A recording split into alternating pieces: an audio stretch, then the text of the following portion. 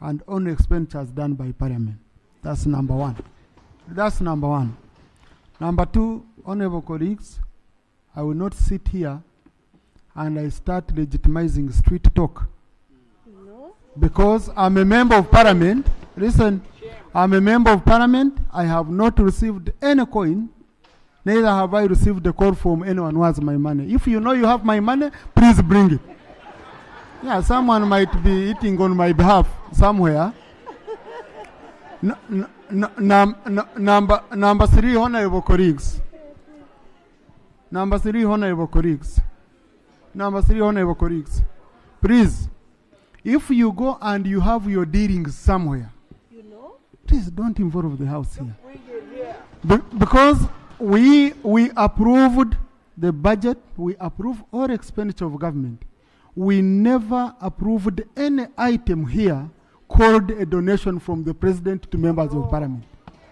We never approved anything of that. And finally, honorable colleagues, and I saw those statements. Some were saying coffee bill, some were saying UPDF. Please, there is a way we protect each other. If you think for you will come out of this institution smarter and cleaner than the rest, and you marine all other people in this house. Shame. Honorable colleagues, the moment you put your colleagues in the mud, that mud will also go on you. I request you, if there is any matter of that kind, what I would expect, you can write to the head of the institution that I have heard about ABCD. Okay? Please, I want you to interest yourself in the matter and investigate. And then therefore I would come to a responsible committee. We look for a way of investigating the matter. But I have seen in the papers the institution being soiled, members being soiled, some coming up and saying I haven't received, others I've received. Oh no, honorable colleagues, it's very unfortunate. Government Chief Whip, have you given any money? Because I saw you being put in the papers.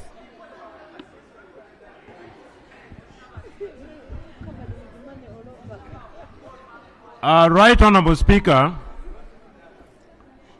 from what I have also heard, I wish to state that each and every member of Parliament who sits in this House is paid through a statutory process. The member who was holding the floor alleged that members of Parliament, that implies himself inclusive. The basic principle of law is clear, that he who alleges must provide the proof. And he says, members of Parliament, can he confirm to this House where he has received his from, because he's also a member of this House.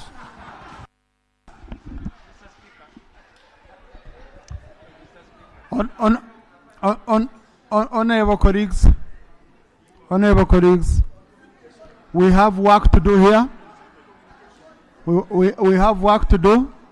Please, this topic, I've closed it. Okay? This topic is closed. On my communication. Thank you, the Right Honorable Speaker.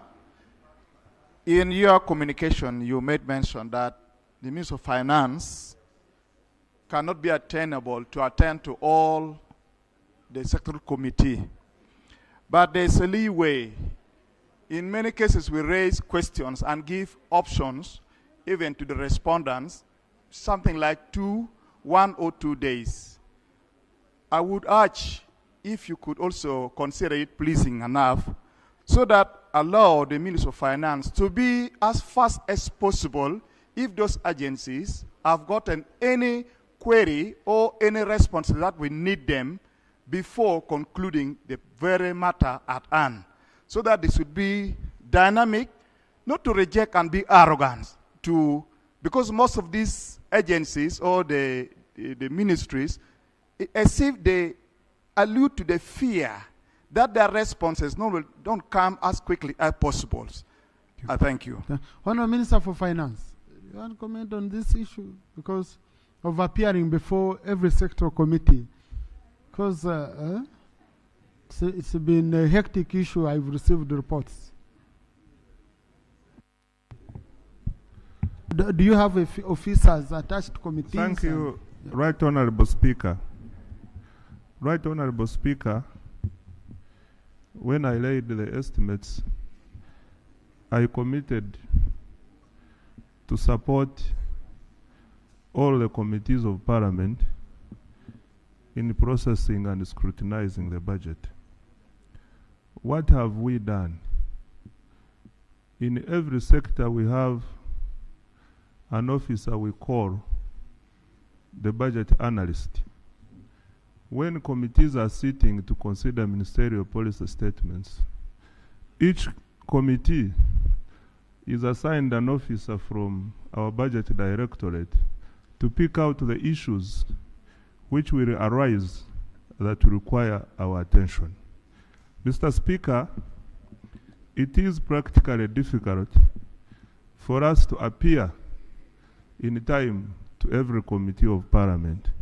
Yes, we are a team of 5 ministers led by the Honorable Matia Kasaija, but also it is the Ministry of Finance, Planning and Economic Development.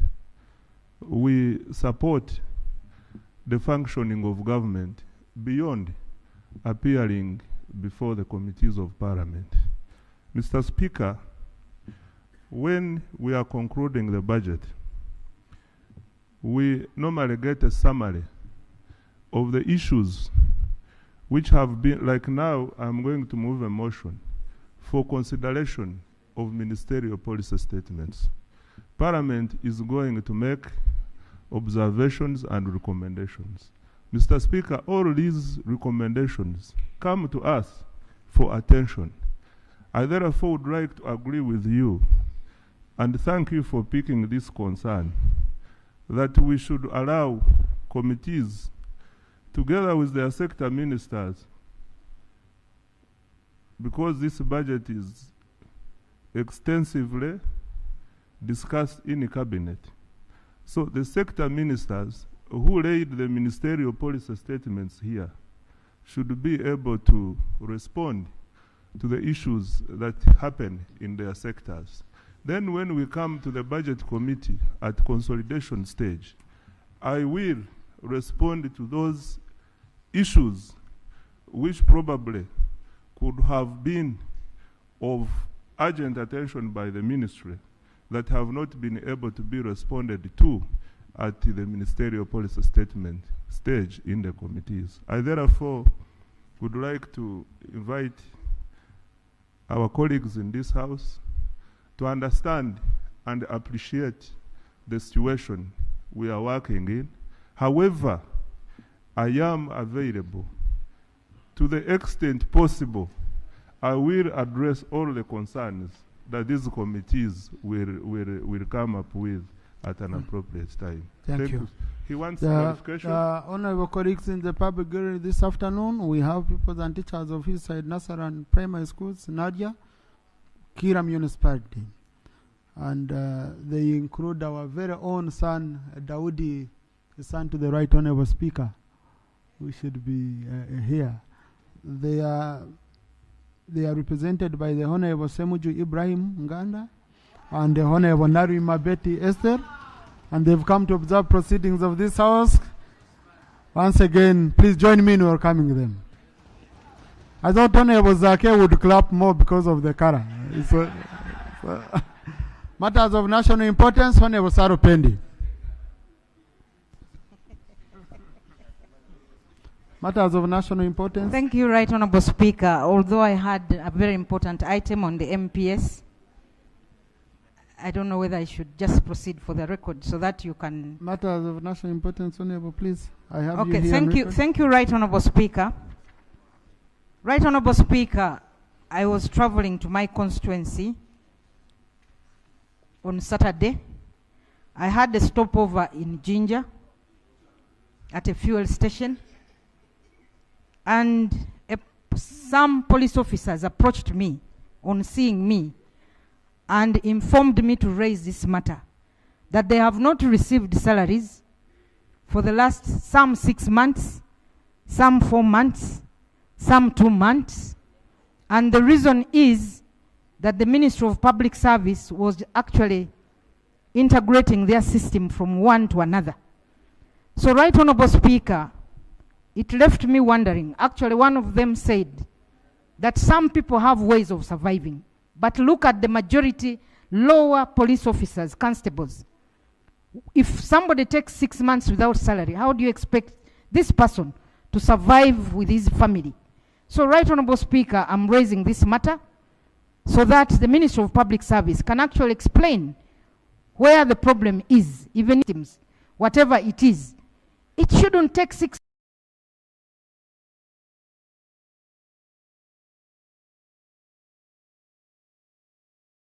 months. So maybe this is why we are having a lot of, police officers. Some of them are harsh. Some of them are so rude. So what exactly is happening? Thank you. Can the Minister of Public Service or Minister of Finance explain why people would go without salaries? Thank you. Thank you. Right, Honourable Minister for Finance, have you released money for these officers? Why aren't they having salaries? Mr. Speaker, I need time to check because as far as I know, under normal circumstances, every public office of government should be able to get timely salary. So I need to check where the challenge is, but it's not from the financing side. It could be something else. Yeah, just let's get an oral answer tomorrow, in tomorrow's session. Honorable John Faith Magora, followed by Honorable Sarah Guti. Thank you very much, Right Honorable Speaker.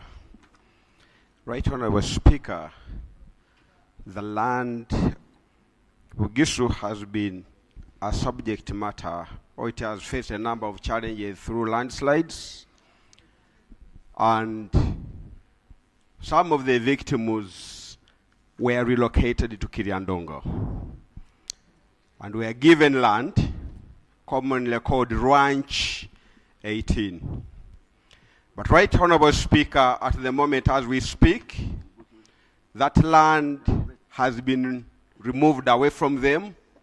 The occupants have been evicted, they have been beaten, and as we talk right now, Right Honorable Speaker, 19 of the leaders who tried to help other people to resist have in prison, and the rest are on the run. Right Honorable Speaker, this comes at a time when government is talking about the people of Elgon, especially those ones in areas which are dangerous to be relocated.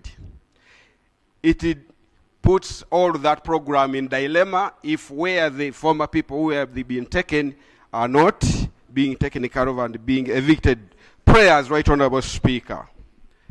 The office of the Prime Minister should make an intervention to that effect, bring a report to this House, how they have intervened in settling those people to ensure they have a home, and thirdly, to liaise with the members of Parliament of Bugisu to go to Kiriandongo on the fact-finding mission and ensure that these people are settled. Thank you very much, Right Honorable Speaker. Thank you. Government.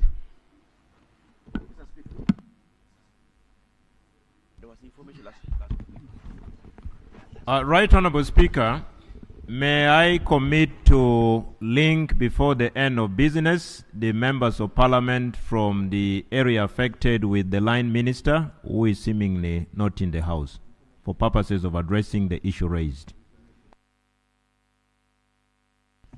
Yeah, so you remember before we broke off, the Minister of State for Disaster Preparedness committed that she was going to bring a statement on the same. Because I think Government Chief Whip, what you do to enrich that statement, let her first meet the members from the affected areas. Okay? That most of the issues are discussed and settled at that level, and then she brings the statement here. Honorable Sarah Guti. Thank you, Right Honourable Speaker. My concern is about the road between Dokolo to Lira City. As they were working on it, the road has been narrowed. We are getting a lot of accidents, minimum of 3 times a week. So my prayer is that we request the Ministry of Works to take note of this and also go and check. It has been narrowed. Even private cars, you cannot overtake if there's a rider at the side. Thank you, Right Honourable Speaker. Honourable Minister for Works.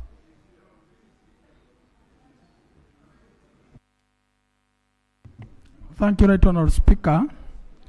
It is true the road the Honourable Member is talking about is under construction, and it is not our intention to narrow it, only that we put some barriers on the stretches where they are constructing. So we are going to talk to our contractors there to ensure they sensitize the communities that as you approach the areas where construction is taking place, they should abide by the procedure. Thank you.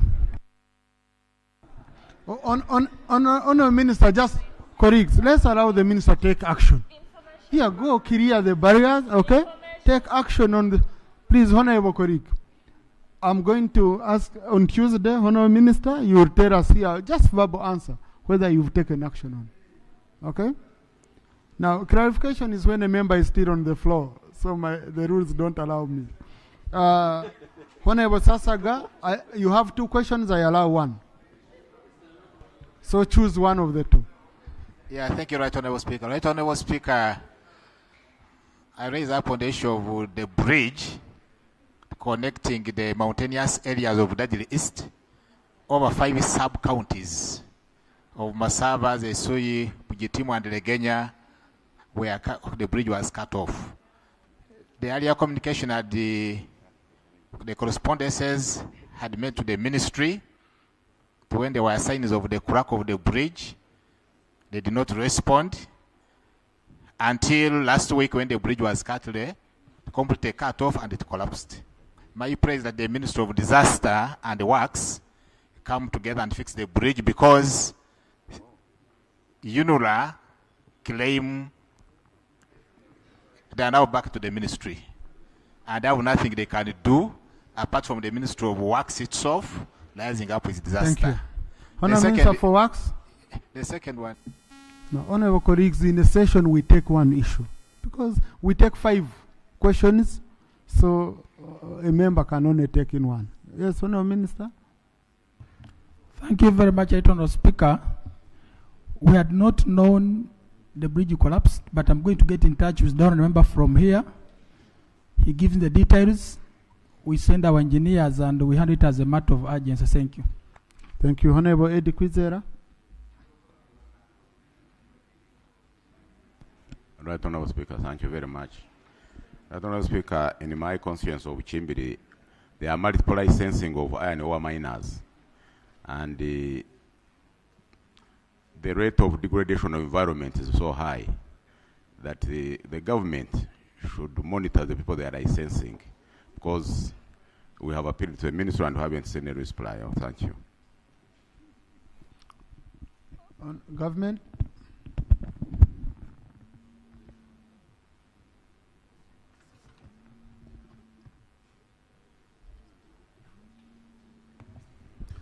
Right Honourable Speaker, this is a matter that should be taken up by the Minister in charge of minerals, and unfortunately none from the ministry is in the House. So what will you do? Right Honourable You Speaker, see, your government. I am a proactive and result-oriented leader. The honourable member who was raised will definitely be connected to the line minister to see how best it can be addressed. Yeah. Yep. Thank you. Yes, Honourable Semuju. On procedure? Yes. Maybe, Mr. Speaker, the Honourable Boa doesn't know that we know where these ministers sit. when matters are raised in Parliament, they have gone beyond the meeting between me and the minister. I don't think there is any minister in Uganda here who I want to see through Honorable Bua. I can walk to their offices. The reason questions are asked here, you come here to represent people who need these answers in Parliament. Otherwise, if it becomes a matter of you linking us with the ministers, linking this one with the minister, that's another way of doing parliamentary work. We need these answers here, all of us, Mr. Speaker. Thank So you. Yeah, thank you. Now, honorable colleagues, a government chief whip is a bridge between the executive and the legislature. So, and a bridge links, you know, a bridge links. But now I can see honorable minister is here, but honorable government chief whip, we send these questions to your office earlier. That's why we usually require members to register them. So let the ministers always be here. The honorable minister for energy, there is a question from Honorable Kwizera Wagahungu, MP Buchimbiri County, on multiple licensing for people mining iron ore in Buchimbiri County that has resulted into defranchisement of the locals and has caused unchecked environmental degradation and property loss. What are you doing about it as a ministry?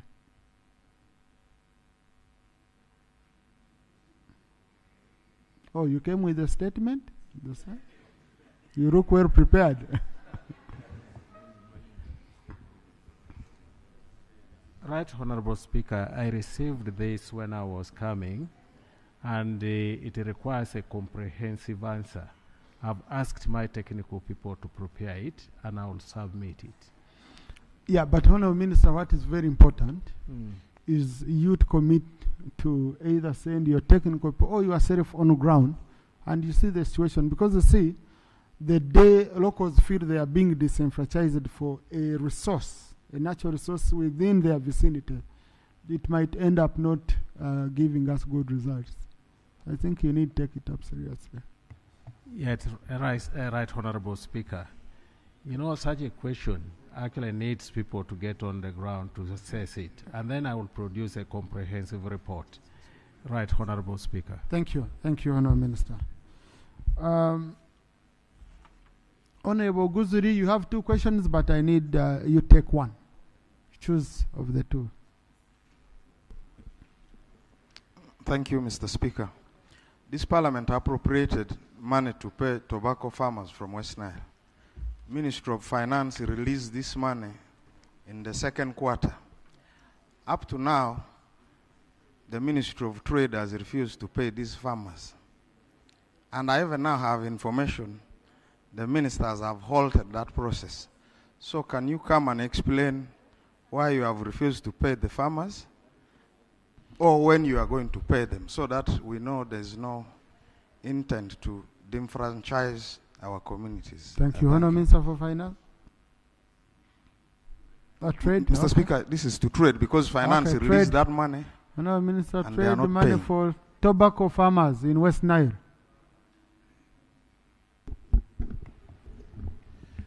Mr. Speaker, it is true we received the resources to clear the compensation for tobacco growers in West Nile. We have finished the verification process and all the requirements that we needed to pay the money, and the money will be paid soon. We do apologize, it has delayed, but very, very soon, Honorable, it will be paid. And what is the cause of the delay, Honorable Minister? There must be a cause of a delay. The cause was to do with verification, because we want to make sure that the person who received the funds is the one who is entitled to receive, so that we don't have problems in the future. Thank you. So expedite the process. The Honorable Kayemba Soro.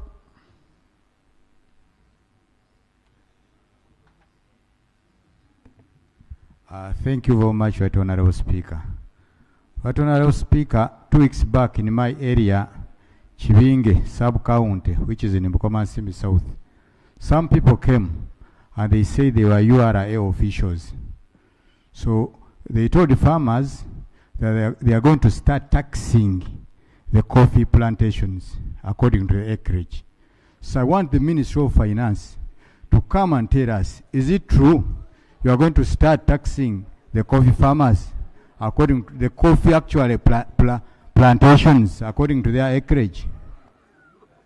Honorable Minister for Finance.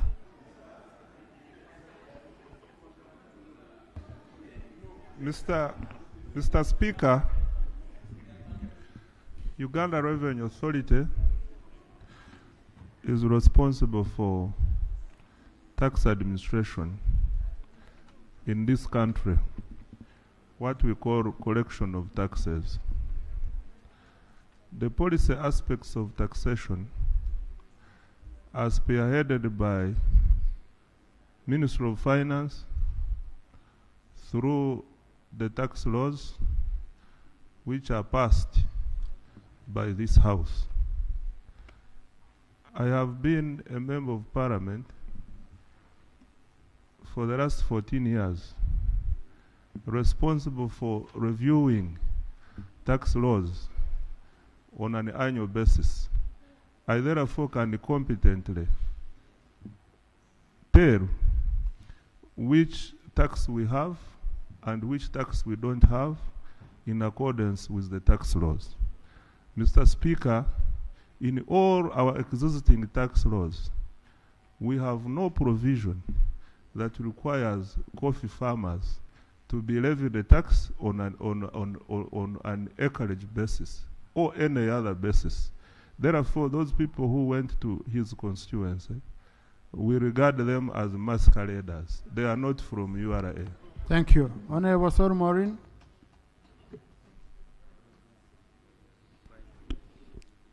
Thank you very much, Right Honorable Speaker. Arua Biliafe and Leah Odamachaku Road has been flooding. These are national roads where the culverts have been installed on. It has been flooding because of recently the rain that we received in Arua City that poured heavily. Right Honorable Speaker, the face of regional cities should look like cities. If you had to move to Arua City, Right Honorable Speaker, why until today some of our roads are flooding is because Arua City has no road equipment units. Yet in the last previous financial year ended, and this one is yet to end, Parliament passed money here for the road equipment units. And Arua City has not received any. And government keeps sending money, 1 billion, for maintenance. And now Arua City having no road equipment units, we end up hiring from the nearby districts at a very high rate, very expensive, and we end up even exchanging bitter words sometimes. And it's very hard for us to absorb that money as the people of Arua City. We now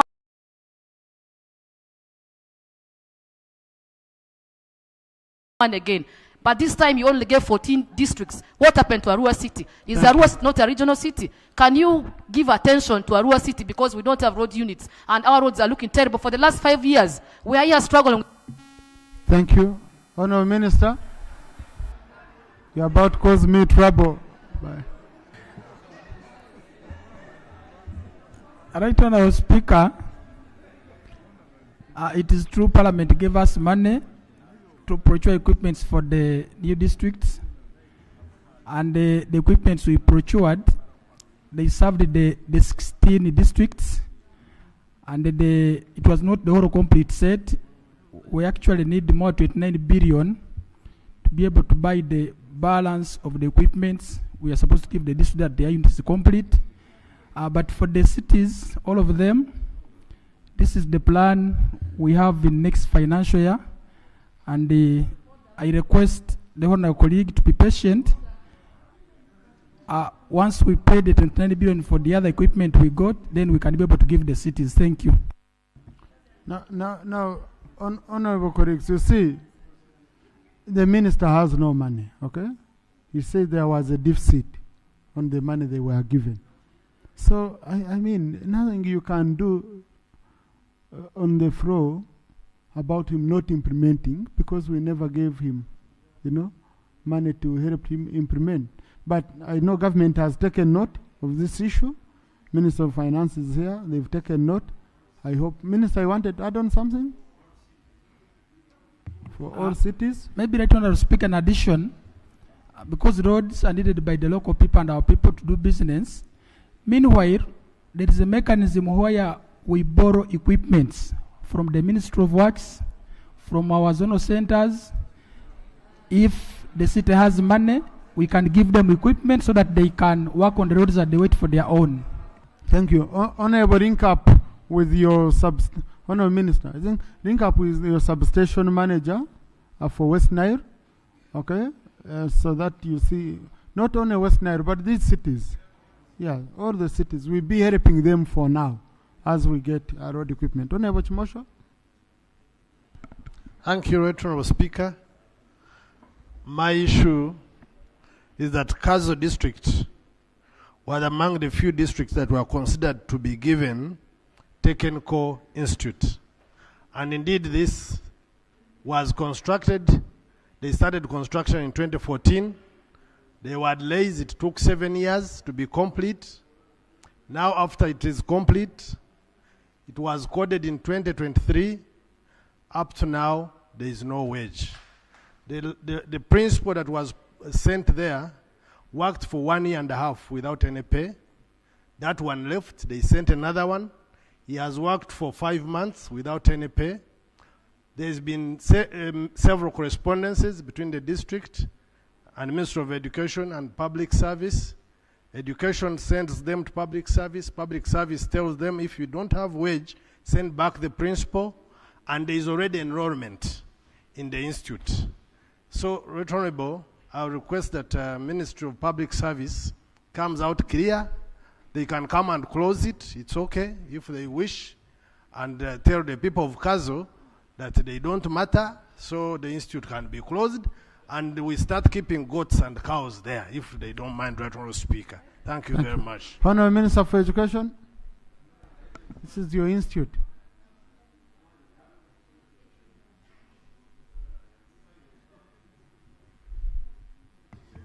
Thank you, Right Honorable Speaker. I want to thank my colleague for raising the very critical issue on the technical school. Can you be more audible? Thank you. I've listened carefully on the issue of the technical school in Kazo. Of course, very important for skilling our youth and the students, and it has come at the right time, at the time that we are in the budgeting process. However, I really want to apologize for the time that it has been operating without wage bill and the staffing. And I want to pledge that we will try at this period, if we can factor some, may not be all, but the critical staff, so that we can have the institute operational. Thank you, Mr. Speaker. Thank you. Committee on Education, take up this matter. Ensure we have wage. This is a government institution. We built it. It's just there being wasted instead of giving services. Honorable Narukora.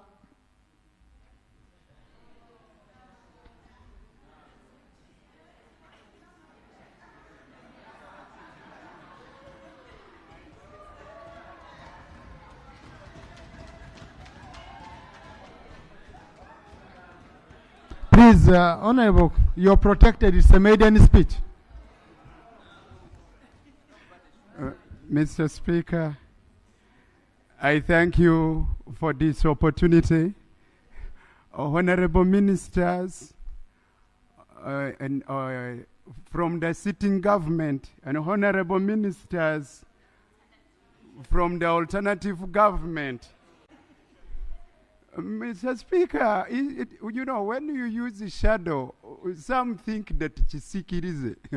But the shadow means kalondozi. Honorable Narukora, we have a language we use here. Yes, that's yes. number one. Yes, Mr. Speaker. But number two, just to guide you, okay? Just for guidance, don't respond to colleagues who are speaking when they are not on record. Because the answer will be confused on who you are responding to because they were not on record. So you are protected. It's your maiden speech. Kindly show us cause. Much obliged. Mr. Speaker, I thank you for that wonderful guidance. Honorable ministers in the sitting government, honorable ministers in the alternative government, members of parliament, I thank you.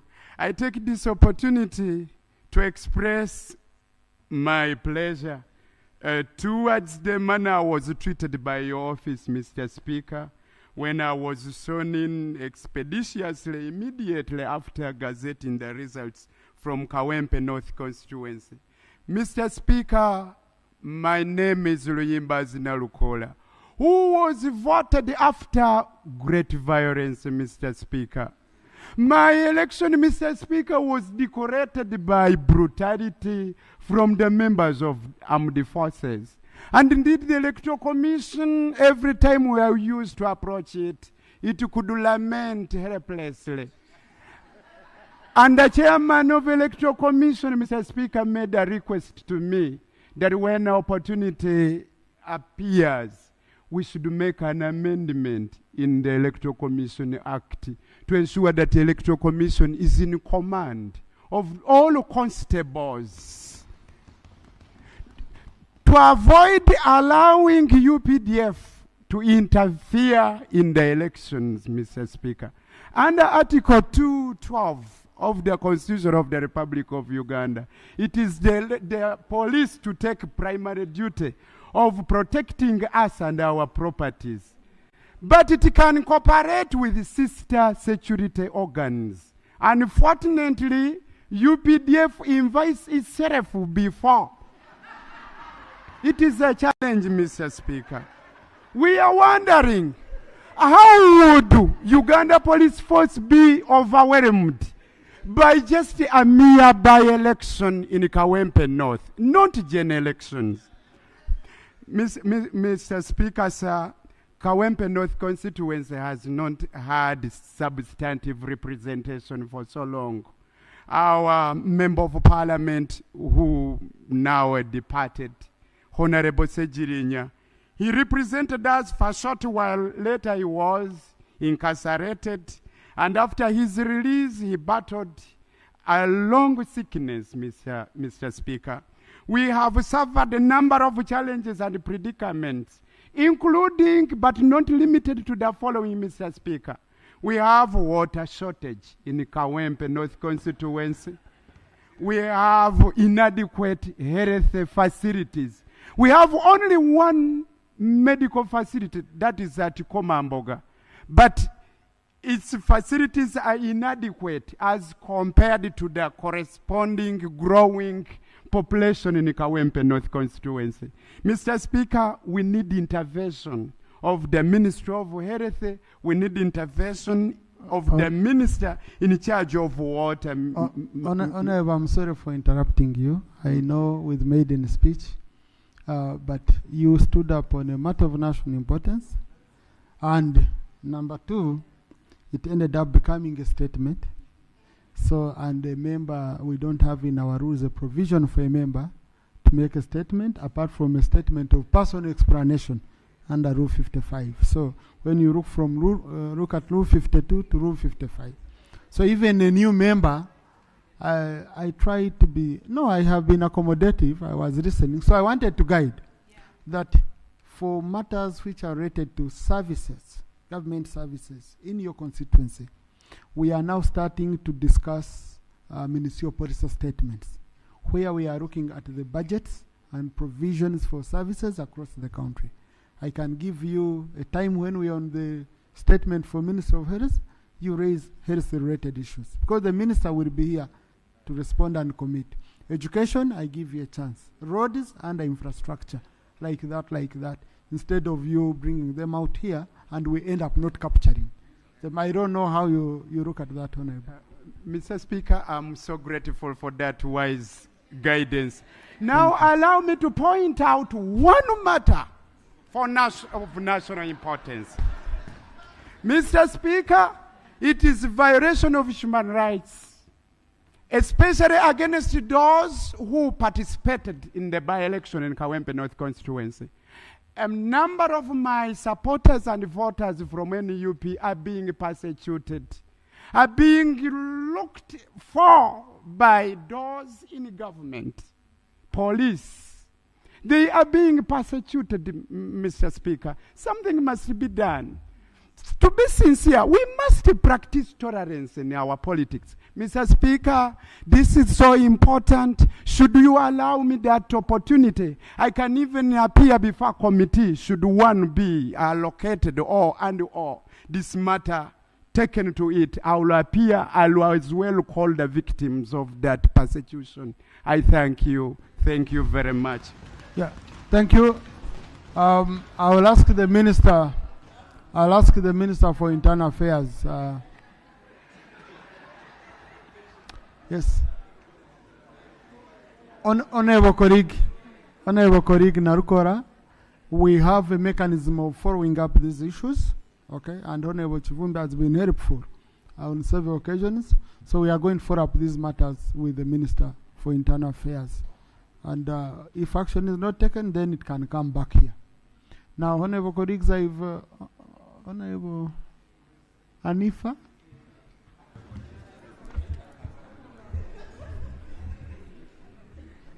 Thank you so much, Right Honorable Speaker. Right Honorable Speaker, I want to join the rest of the members of this August House to welcome our new member, Honorable Narukora. Or when he came in, I wasn't here. I just wanted also, in line of your guidance, to inform him that it's not true that the health services in Kawempe are not there, or they cannot be to 100%.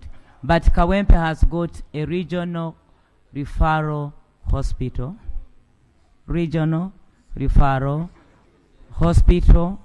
The units of facilities in Kawempe are more than 5, and I'm always there inaugurating. I would also prefer that since he has come in newly, the district local government will help out to know where these facilities are. My office is open also as the Minister General duties in charge of hospitals to help you out. Thank you. Thank you. Thank you, Honorable Minister. Honorable, I want to welcome you once again. This is the House of Comrades. We treat each other with respect. We stand by each other.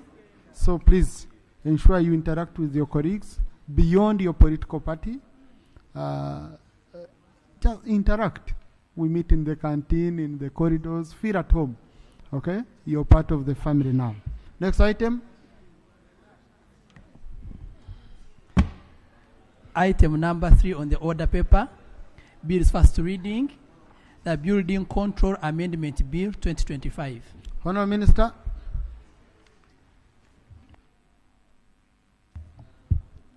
Right Honourable Speaker and Honourable Members, I beg to move that the bill entitled the Building Control Amendment Bill 2025 be read for the first time. Equally, I beg to lay the bill on table accompanied by the certification. Thank you, Right Honourable. Thank you. The bill is referred to the Committee on Physical Infrastructure for processing as per Rule 129 of our Rules of Procedure.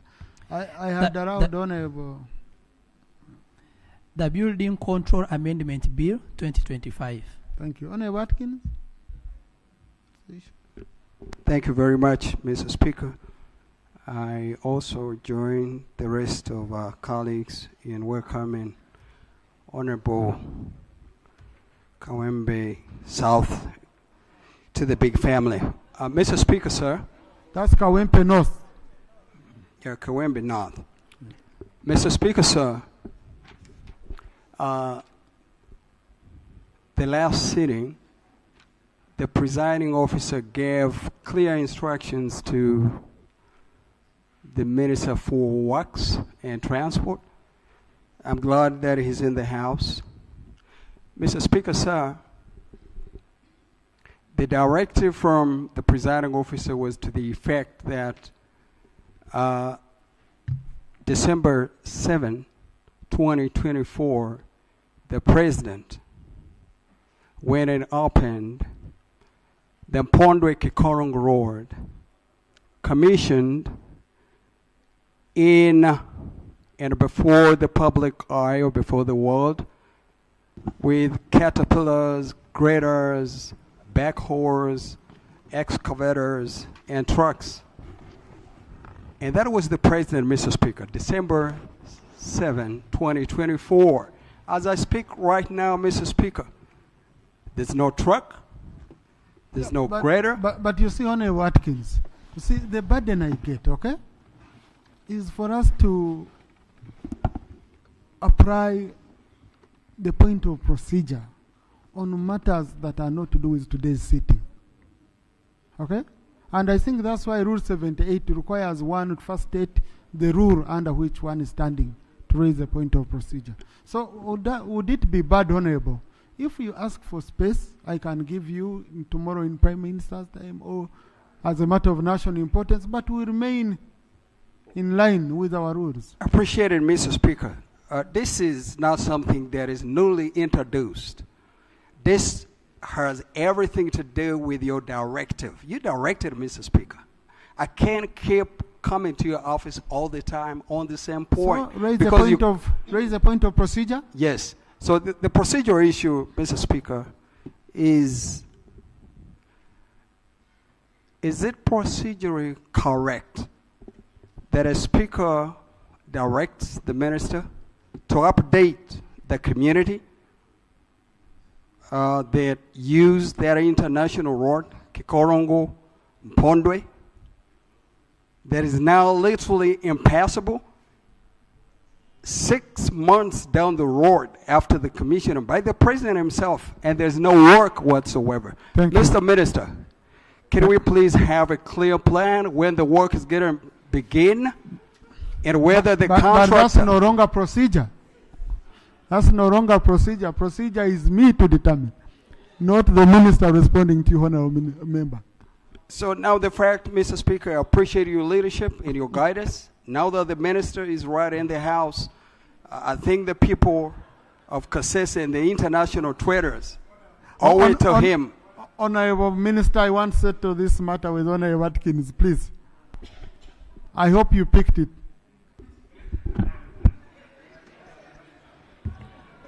Right Honorable Speaker, thank you. Honestly speaking, because of the complicated accent my colleague is using, I've only heard 3 words. I've only heard the word community and the Chikorongo. Honorable Mpondwe, the road of Mpondwe, which the president commissioned. Okay? And it's not being used. So, Honorable Sarah Pendo would have heard it, but she has just moved out. Okay? But, Honorable Minister. Okay, thank you, Right Honorable Speaker. If that's the case, let me get in touch with the honorable colleague to get more details, and we see how to sort that problem out. Thank you. Please, and tomorrow you'll give me an oral answer. You'll give an oral answer on the phone. Now, I had Honorable Susan Buvuma. I was saying she had the procedure matter. I need to get the procedure point, Honorable. Thank you very much, Right Honorable Speaker. Right Honorable Speaker, on 31st of January this year, the government, through the Right Honorable K. Nakadama, committed itself that they will table the fisheries and aquaculture regulations within 1 week. As a response to one of my prayers, after raising an issue of a boat that capsized with victims who are handcuffed. Right Honorable Speaker, it is 2 months. We've not gotten any information or update, and the minister has been here. So I don't even know whether she has gone, because I thought it would be procedure right for her to give us an update. Because also, Right Honorable Speaker... Let the minister give us an update tomorrow, okay? Let's make it very easy, okay? Honorable Rope. Colleagues, the leader of opposition needs space. Honorable Soro, extend. No. You need space. I was... Right Honorable Speaker, I thank you for this opportunity. Right Honorable Speaker, I got a leave of this parliament like a year ago to move a private member's bill to amend the Public Finance Management Act. And Right Honorable Speaker, and the amendment was popularly supported by this House. And I did everything. Government failed to give a certificate of financial implications. 60 days passed long time ago. Right Honorable Speaker, I beg that we get space, that I do the needful. Simply because, Right Honorable Speaker, we want to help the next parliament so that it can decisively deal with the cancer of supplementary budgeting. It's so critical that the parliament find space and we deal with this issue. I beg your indulgence that you allocate us time to move that amendment to the Public Finance Management Act. Thank you. I beg for time, Right Honorable Speaker. So, honorable private members' bills, I'll get them space after budgeting process, because it's, I want us to first concentrate on the budgeting process and then we can have issues from members. Now, colleagues in the public gallery this afternoon, we have students of Achori Makere Students Association, Makere University, Kampala. They are represented by Honorable Kazibwe Bashir Mbazira and Honorable Shamim Marende, plus the MPs, wherever they come from, who might include Honorable Mapendozi and team. They've come to observe proceedings of this house. Please join me in welcoming them. You can stand up for recognition, our visitors. Thank you. Thank you. Colleagues, also in the public gallery this afternoon, we have students of political science and political administration from Chambogo University, Kampala. They are represented by Honorable Muhammadin Sereko and Honorable Shamim Marinde. They've come to observe proceedings of this house. Please join me in welcoming them. Can stand up for recognition. Thank you. Thank you. Colleagues, also in the public gallery this afternoon, we have students from Sitfed High School, Soronko. I hope I got it right. They are represented by Honorable Numbers of Florence Wamara and Honorable Nathan Nanda Mafabi. They've come to observe proceedings of this house. Please join me in welcoming them. Honorable colleagues, in working on the order paper, there is an item I included which was not meant for this period. This is a period for budgeting. So item number 4 shall be handled immediately after the budgeting process so that we have enough time to look into it. Let's go to item number 5. Item number 5 on the order paper. Limitations. Motion for approval of the annual proposed budget for financial year 2025-2026. Honourable Minister for Finance.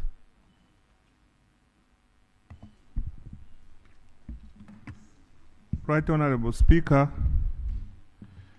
pursuant to Article 155 of the Constitution of the Republic of Honorable, Uganda. can I interrupt you a little bit? Thank you. I'm sorry. But the Minister for Agriculture has come. I don't need to keep this matter pending. Honorable Minister, you promised to bring us regulations for the aquaculture, fisheries and aquaculture law. So, what happened? Thank you, Right Honorable Speaker. Right Honorable Speaker, we have done regional consultations and we are now left with Lake Yoga, and the report will be put together to hand to Solicitor General. So how much time do you need, Honorable Minister, from your observation? We need 2 months again, Right Honorable Speaker. Yeah, but you see, Honorable colleagues, it does not help for a minister to say, I need 2 months, and then we say, no, go doing, and it's a consultative process. And one of the advantages of me sitting in cabinet was knowing how ministers struggle to get space on the cabinet agenda. So since she has asked for 2 months, let's grant the 2 months, but we know that's our deal with the Honourable Minister. So that we don't come back here, we rotate on this issue. You made us pass a law, okay? It was your law. We just need your own regulations to implement your law. Okay, Honourable Minister? Most obliged, Right Honorable Speaker. Thank you. So, Honourable Minister for Finance, kindly resume.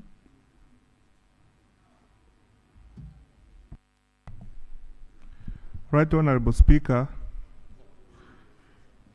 pursuant to Article 155 of the Constitution of the Republic of Uganda and Section 13 of the Public Finance Management Act 2015, Cap 171, and Rule 148 and 149 of the Rules of Procedure of Parliament, I beg to move a motion for approval of the annual budget for financial year 2025-2026. I beg to move, Right Honorable Speaker. Is the motion seconded?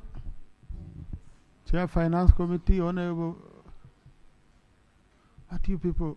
Now, how do I allow on a question on this? These questions for motions are very clear. Okay, procedure can come after. Honorable Kor, Honorable Guzuri is also supporting the motion. Honorable Emmanuel, Honorable Mpindi, Honorable Government Chief Whip, Honorable Kaberuka, Honorable Bahati, Honorable Nifa, Honorable Florence Akiki, Tinge, Honorable Chayo, Honorable Bangura, Areper, majority of the House. Honorable Minister, would you love to speak to your motion in brief? Now, since the minister is going to speak to his motion, okay, can we allow him and then you bring your procedure matter? Yes, Right Honorable Speaker. Yes. When everything goes on, then it will be meaningless for me to stand up again. Please, Honorable. Right Honorable Speaker, normally when we are at this stage, we deal with reports from reports on ministerial settlement from the different sectors. But I'm surprised about this motion, the way it is crafted. At this stage, I don't know whether we are proceeding well, Right Honorable Speaker, whether the right motion now is that one, because normally we would have reports on budget estimates, on ministerial policy settlements. Thank you, Right Honorable Speaker. Now, Honorable colleagues, budgeting is a process. Okay? So, this motion will take us through the process of receiving reports from committees. Otherwise, now each committee would need to move its motion. Okay? So, this is how we always handle ministerial policy statements. We receive this motion from the minister, and then we receive all until we conclude with the budgeting process. Until we go, he moves a new motion for committee of supply and all that, and we conclude with the process. Honorable Guzuri. Thank you for accepting to listen to us. Mr. Speaker, this motion we are about to hear is premised on development frameworks that have been developed in this country, and one of which is the NDP4.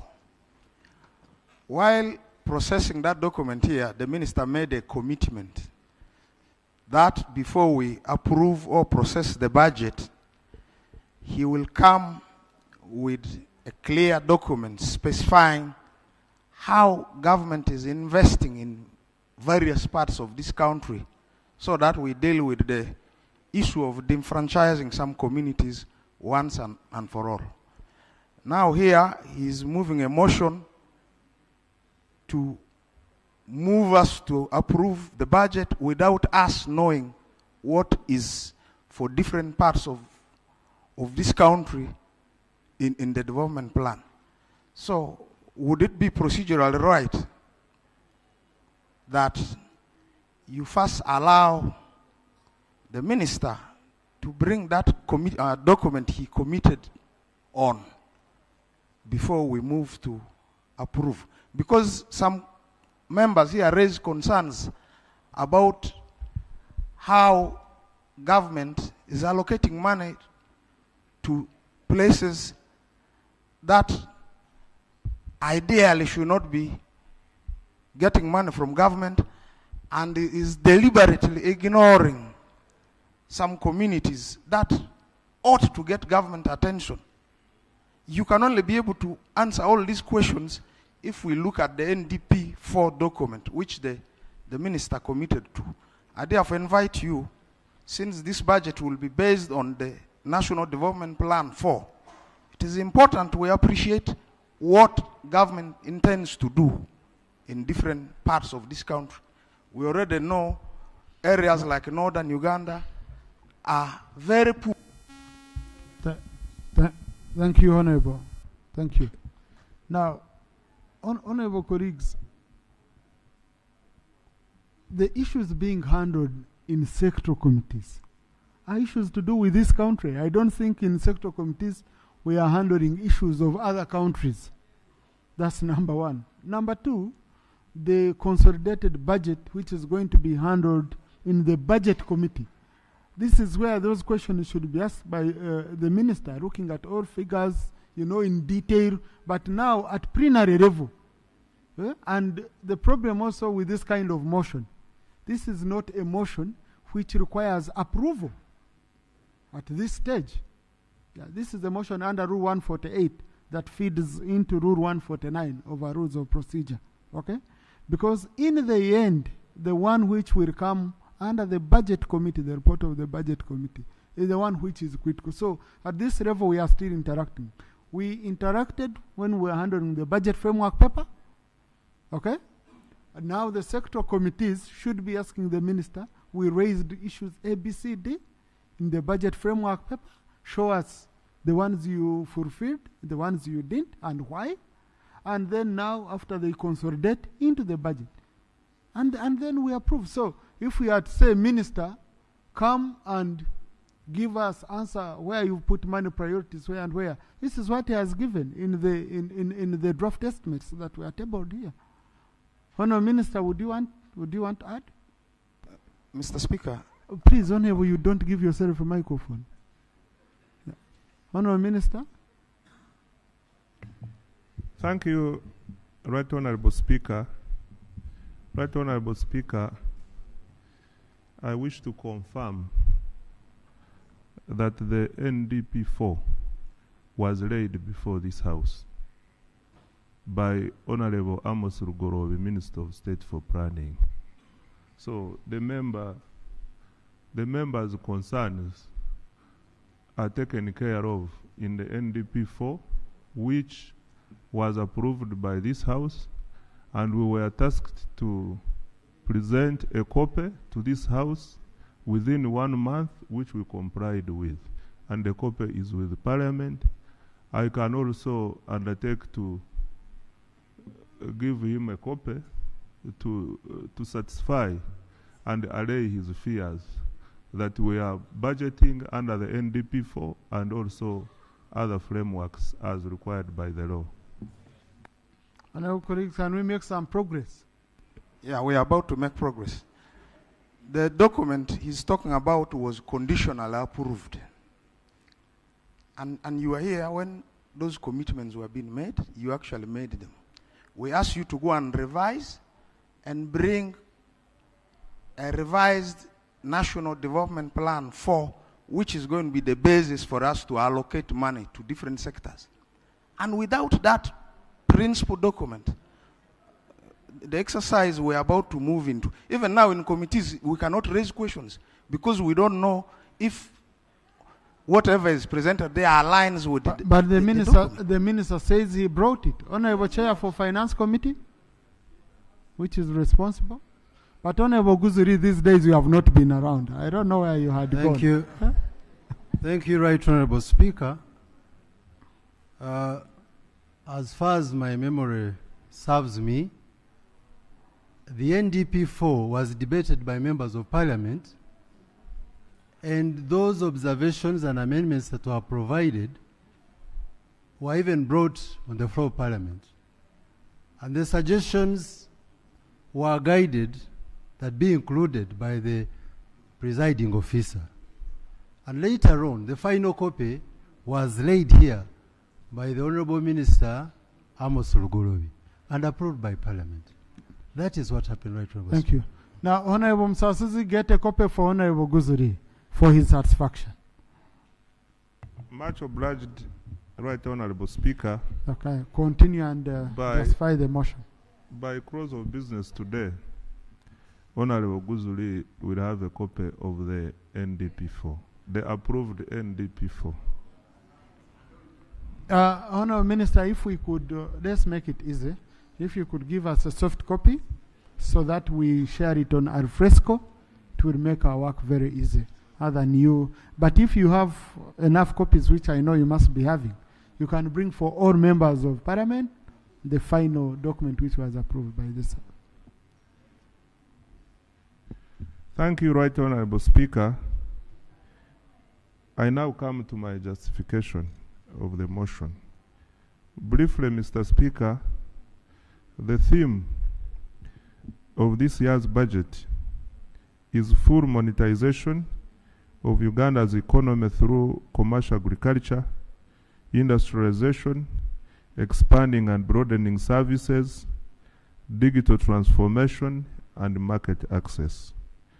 The total resource envelope is Uganda shillings 71 trillion 956 billion 621 million 530,685. Mr. Speaker, the areas of focus in the budget are the ATMs, which are 1. Agro-industrialization, tourism, mineral-based industrial development, and science, technology, innovation, including ICT and creative art industry. The key enablers are 10, which we have identified, and they are the following. 1. Maintaining peace, security, and rule of law. 2. Human capital development, including health, education, water, and social protection. 3. Full monetization of the economy through PDM and other wealth programs. 4. Infrastructure development, including roads, railways, electricity. 5. Regional integration. 6. Irrigation through bulk water to stabilize agriculture. 7. Manufacturing with focus on industrial parks. 8. Eliminating corruption. 9. Environmental and natural resource conservation. And 10. Vertical and horizontal integration of the economy. Mr. Speaker, we have attended to crucial issues that were raised by Cabinet, Parliament, and NRM Parliamentary Caucus, and the Presidential Advisory Committee on Budget, and also some of the recommendations of Parliament at the budget framework paper stage have been taken care of.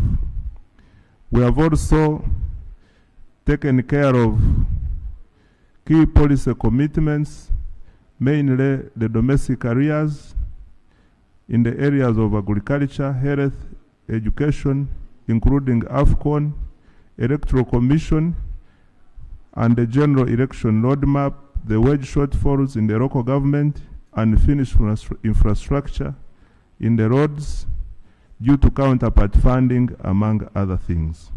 Mr. Speaker, I appeal and invite colleagues to support this process, and also I want to inform colleagues that this motion I am moving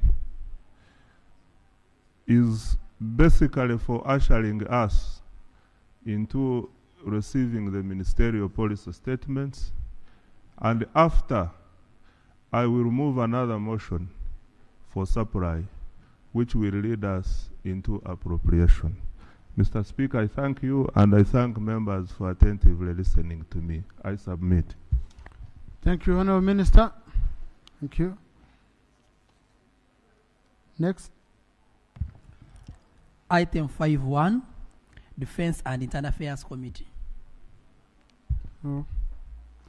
Honourable colleagues, on this, you need 15 minutes to give us the highlights, and then Right we'll have Honourable time for Speaker, in line with the motion moved by the Minister of Finance, I beg to present a report, but first I beg to lay on paper minutes of the committee meeting with Ministry of Defense and Internal Affairs Ministry, to lay on table minutes of the committee meeting with Ministry of Defense and Veteran Affairs, Ministry of Internal Affairs, and the agencies thereunder. I beg to lay.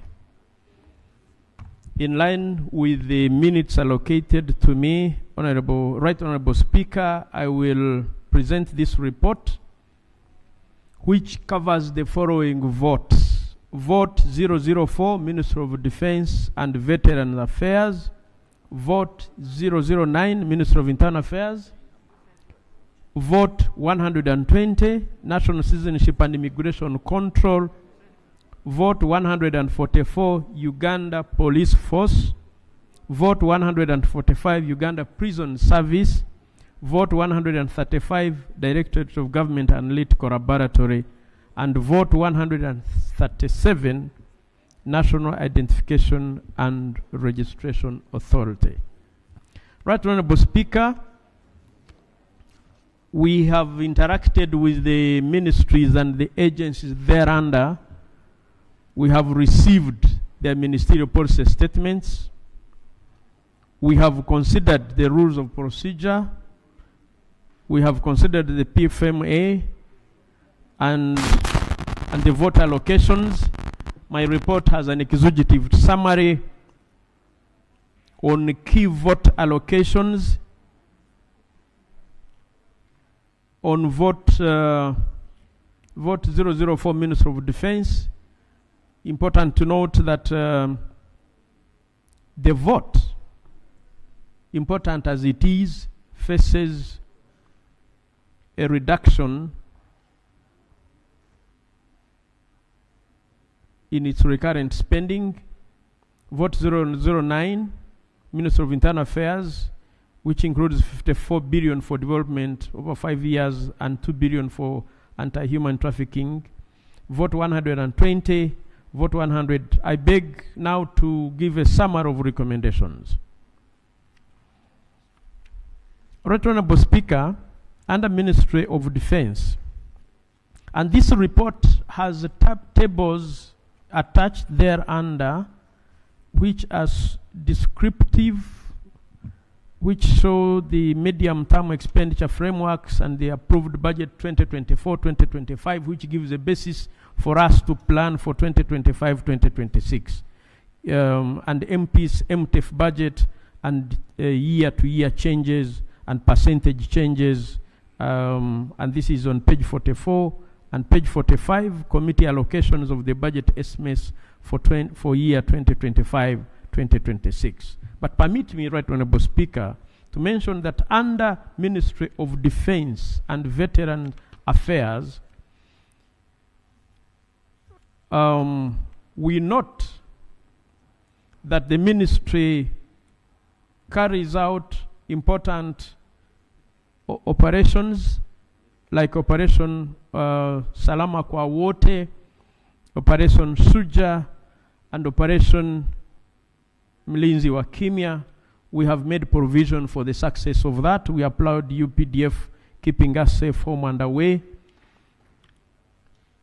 And we aim to strengthen our mighty UPDF.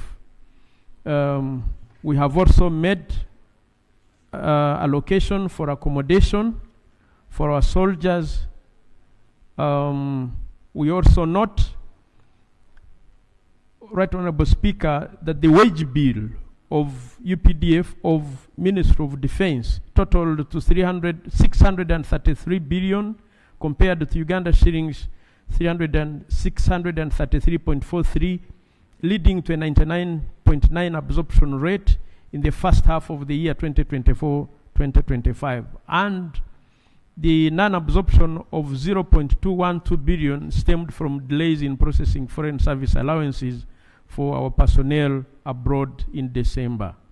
But we the estimate, the overall budget estimate. We have also made recommendations that MODVA, and MODVA stands for Ministry of Defense and Veteran Affairs, should enhance its planning for pension management to improve its procurement processes and optimize resource use within the ministry. And the ministry should expedite review of the UPDF Act and the Defense Policy Framework in the financial year 2025-2026. And the overall budget estimate for 2025-2026, Right Honorable Speaker, as Procedure, Honorable Samba. Thank you very much, Right Honorable. Right Honorable, as we go through this process, we have so many engagements that we must have here with the government on matters dealing with these projections that we are handling. Now we are here on defense. I'm not seeing the Minister of Defense. I don't know whether after his presentation, he will be, the chairperson will be the one who will be responding to matters within this sector that might come out from the members around. Thank you. Thank you. Honorable colleagues, it's a shame this is happening. But the only now challenge I have is that we have a statutory deadline.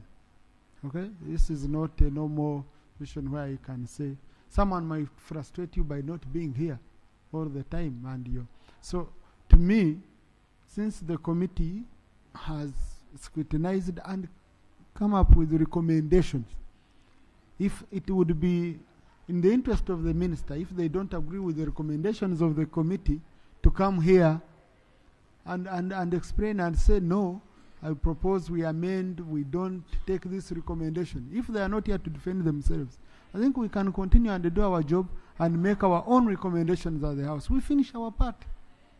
Yeah. It's Honorable Olo.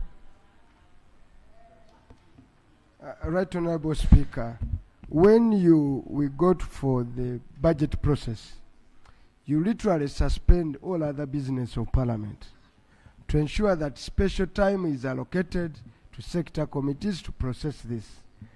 And this is a well-communicated program. The order paper is very clear. This is not a day that Cabinet is sitting. So it's a normal day. I think Cabinet sits on Monday. This is a Wednesday. But we are dealing with the Ministry of Defense and Committee of Defense and Internal Affairs. Both line ministers of Defense and Internal Affairs, none is here. And even the Chief Whip has disappeared. In fact, I assigned the Chief Whip to go out and communicate to these ministers. Yes. Could you over the same? I had seen the same concern. Yes. Could you write, Honorable Speaker, for today, for now, for this, if you permit it to proceed, but communicate to all ministers who are on the order paper to ensure they are around. And also in this country, there is no ministry with a single minister.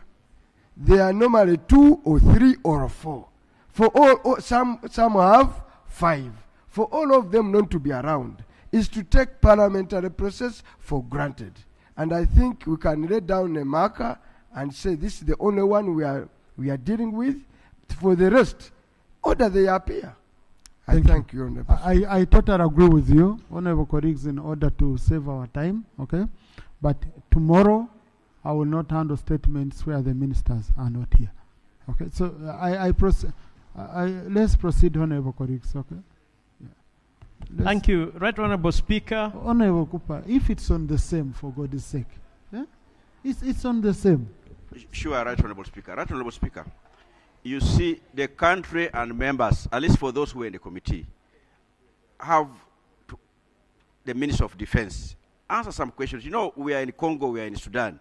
There are issues which we would want to be clarified to the country when we are discussing this budget, such that when we are approving this money, because we need stability in the region, everybody understands when we move, we are able to defend government. They say we are there for A, B, C, D. So that information is very useful. Right Honorable Speaker, you and me have trouble. You see how we get confronted. If you lack information, you remember in Angola, when we were in Mozambique, If we did not have information, some information we had to call back for us to be briefed, such that we are able to defend the country. Otherwise, some members from those countries were threatening to harass members. So, Right Honorable Speaker, it's very important. Me, I would plead with you, let us bite, at least for today. We say, Minister of Defense and Internal Affairs, please, we are suspending. I think tomorrow you must be here. If they fail, we can proceed, Right Honorable Speaker. Thank you. Now, my challenge, colleagues, is where I will get time.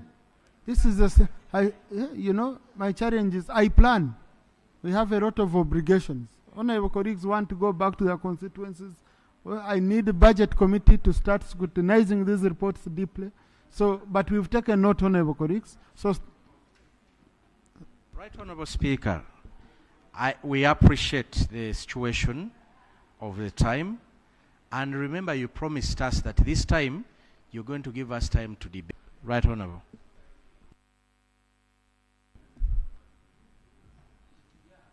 Let me do this, okay?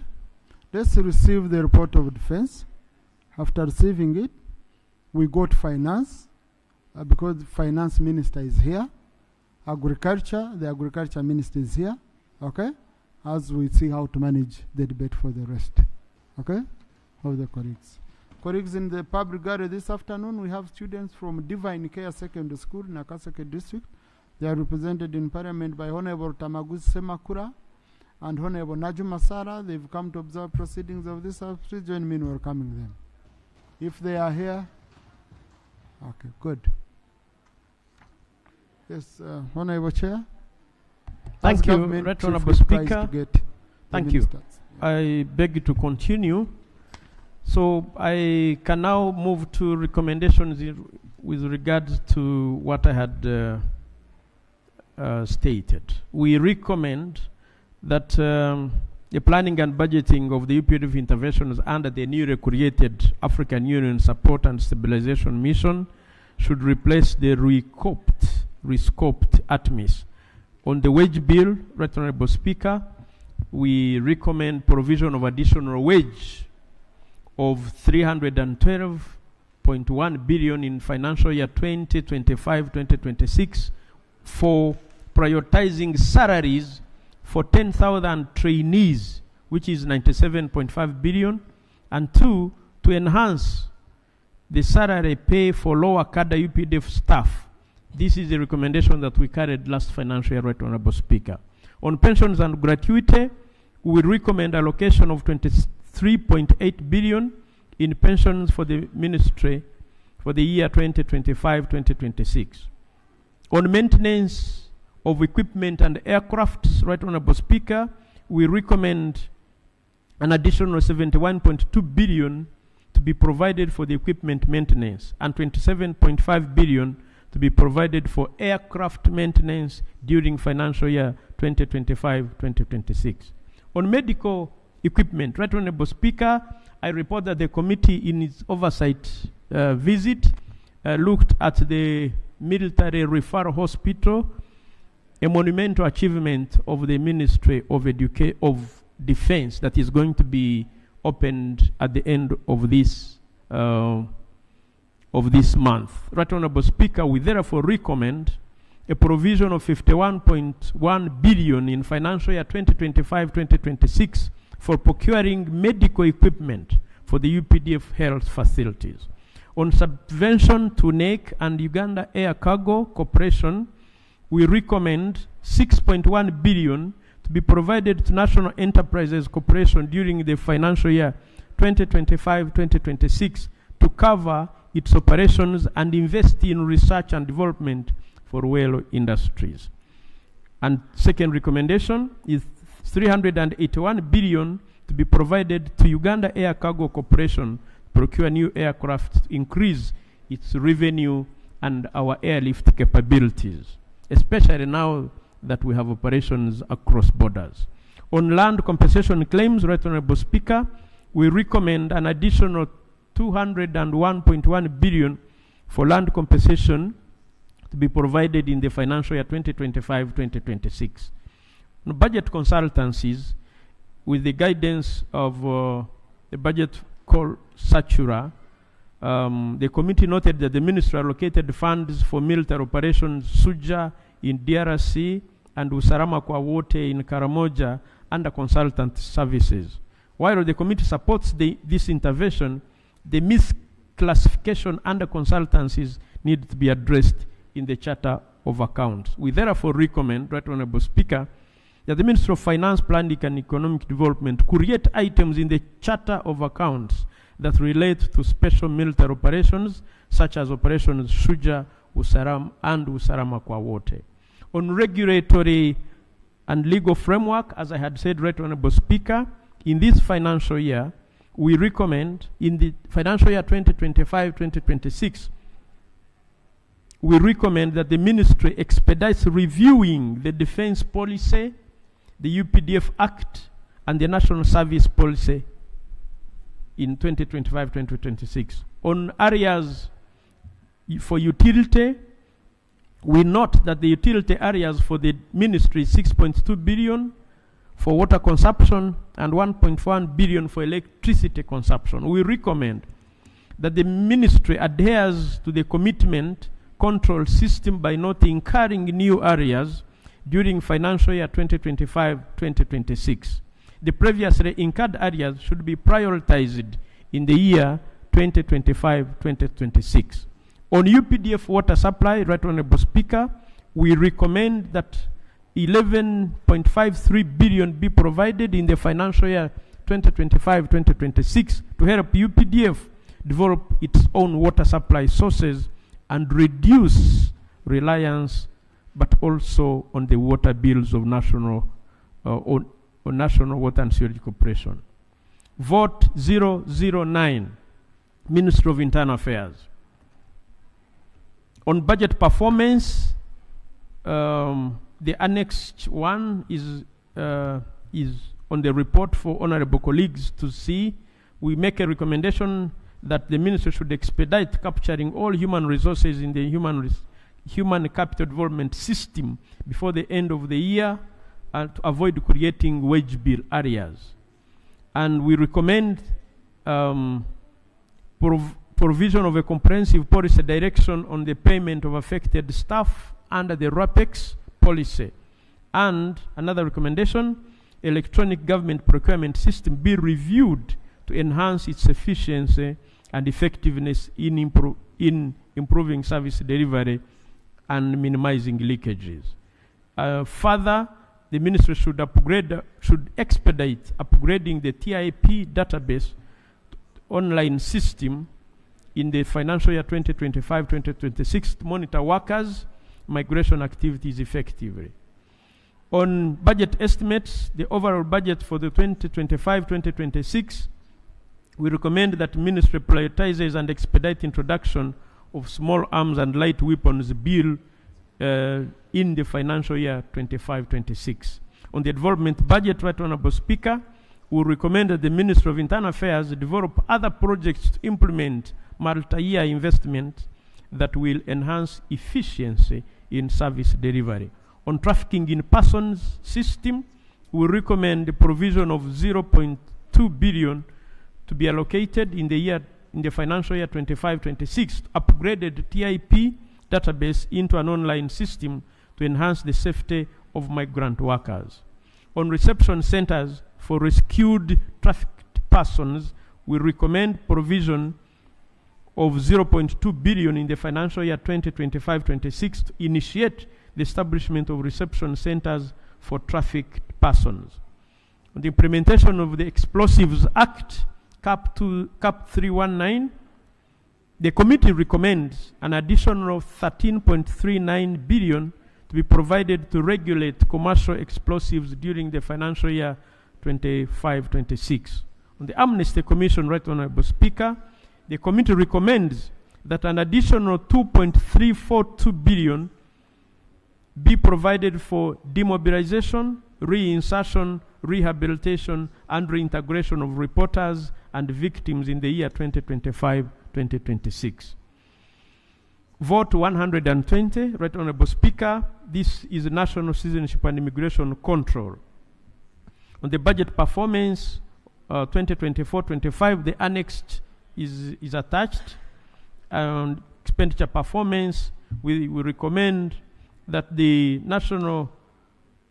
NCIC expedites access of the newly recruited staff to the human capital development system, capital management system to improve wage bill absorption. We also recommend that NCIC ensures expeditious delivery of the outstanding passport booklets to avoid issuance disruptions. The overall budget for 2025-2026 is attached, Right Honorable Speaker. Our recommendation to that effect is that the project cost for automating immigration citizenship services is adjusted in the multi-year commitments to reflect actual lifespan expenses. On the porousness of our borders, the committee was informed that 336 illegal crossing points do exist on the land and sea. And under the new staffing structure, 1,200 immigration officers are therefore required, with a wage requirement of 4.578 billion for the financial year 25-26. We therefore recommend that NCIC collaborates with sister agencies for border control. 2, provision of 4,578 million in the financial year 2025-26 to recruit more immigration staff for NCIC. NCIC should equip border posts with advanced technology for medium-term border control. On transport, logistics, and equipment, we recommend an additional 2.910 billion to be made to procure 10 motor vehicles for enhancing inspections, border patrols, and routine surveillance. On border control management, Right Honorable Speaker and Honorable colleagues, we recommend an additional 4.016 billion for efficient traveler clearance at all border posts, intelligence gathering, marine operations, snap checks, and routine maintenance. Vote 144, Uganda Police Force.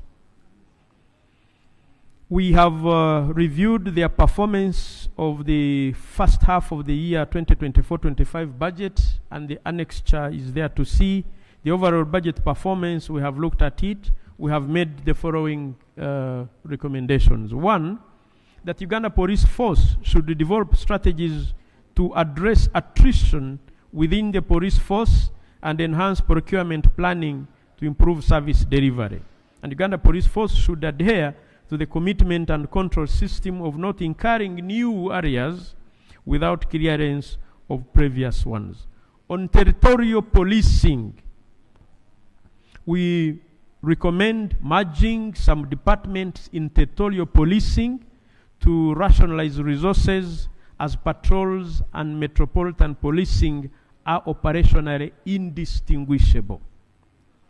On criminal investigations, Right Honorable Speaker and Honorable colleagues, we note that currently one detective manages 39 cases under criminal investigations, surpassing a ratio of 1 to 12 target. This shows our detectives are overwhelmed, partly due to outdated technology. So recruiting, equipping, training more detectives is vital to reduce prosecution delays. Additionally, a murder case requires 15 million shillings for investigation. Police registers 4,000 capital cases annually, totaling a need of 60 billion against a 10 billion provision. We therefore recommend that an additional 6 billion for CIID be provided to enhance investigation quality in financial year 2025-2026 and the balance over the medium term. On the budget estimates for the financial year 25-26, the annexure is there to see. On the overall performance of the budget of the UPF, we recommend to reallocate funds from the assistance to Uganda Police Project to critical UPF areas. Uganda Police Force must create a comprehensive successor project for nationwide investments. Second recommendation to that, Uganda Police Force should expedite the preparation and approval processes of the CCTV Phase 3 project to ensure its inclusion in the national project plan budget. Right Honorable Speaker, on traffic and road safety, we reviewed that. We therefore recommend that an additional 7.577 billion for transport equipment be provided. We also recommend Uganda shillings 1 billion for an IOV inspection lane and certification center to be provided. We also recommend a Uganda shillings 18 billion for 10 mobile inspection stations for IOV to be provided. Further recommendation number 4, Uganda Police Force should link the EPS to the NIRA database. 5, Uganda driver licensing system should be adjusted to capture details of foreigners who commit traffic violation offenses. Right Honorable Speaker, on police accommodation and the ongoing construction projects, we note that 74% of the police officers lack institutional accommodation. However, Uganda Police Force is working on a police accommodation project that this project is excluded from PIP. Minister of Internal Affairs plans to build 69,000 housing units for Uganda Police Force and Uganda Prison Service and the DCIC through a PP arrangement. We therefore recommend that Uganda Police Force accelerate the completion of the accommodation project to comprehensively address police accommodation challenges in the year 2025-2026. On sub-county policing model, Right Honorable Speaker, this is a flagship security solution to the country, initiated by His Excellency the President, and now under implementation. The model, Right Honorable Speaker, aims to use limited resources in sub-counties to improve policing services for communities, including establishing a police station in each area, following 1, deployment of a minimum 18 personnel, 2 motorcycles per police station, 3, a counterphone and radio communication, 4, an office, and 5, staff accommodation for at least 18 personnel. Uganda Police Force has tested this model in Greater Masaka in the financial year 2023-2024, establishing 892, which is 41% of the 2,190 sub-counties nationwide. In the financial year 2025-2026, Uganda shillings 5 billion is allocated for the construction of 30 model police stations and completing 11 in Greater Masaka, along with acquiring 333 motorcycles and communication equipment. However, there is a funding gap of 557 billion. We therefore recommend, Right Honorable Speaker, that Uganda shillings 587 billion be provided for the nationwide rollout of the sub-county policing model. On crime management, Right Honorable Speaker, we recommend 17 billion Uganda shillings be provided for CIID investigations and 2.3 billion to be provided for crime intelligence in the financial year 2025-2026. On the K9 unit, we see that expanding the K9 unit 36 locations of Budaka, Bukoma, Nsimbi, Butambara, Zombo, Ajumani, Madiokolo, Pakwach, Vura, Kabiramaido, Koboko, Ajumani, Terego, Maracha, Moyo, Aivuni, Buyende, Kariro, Namutumba, Ngora, Hima, Namisindwa, Kwania, Agago, Noya, Amuru, Chankwanzi, Apach, Kole, aerodromes and border points of Jinja, Soroti, Arua, Mbarara, Kisoro, Mpondwe, Katuna, and Mirama Hills. Nationwide requires an additional Uganda shillings 2.2 billion 259 2.2509 billion. The unit faced challenges with and reliable transports for sniffer dogs to crime scenes. Reliable transport is needed at the district stations, requiring Uganda shillings 28.44 billion for equipment in 29 regions. We recommend, therefore, that 2.259 billion be provided to expand the K9 unit to 39 locations. 2, Uganda shillings 10 billion be provided for transport of sniffer dogs to district stations in financial year 2025-26, with the balance allocated over the medium term. Right Honorable Speaker, I now move to vote 145, which is Uganda Prison Services. We have reviewed the budget performance for the first half of financial year 24-25. The annex is there to see. We have looked at the overall budget. This is police.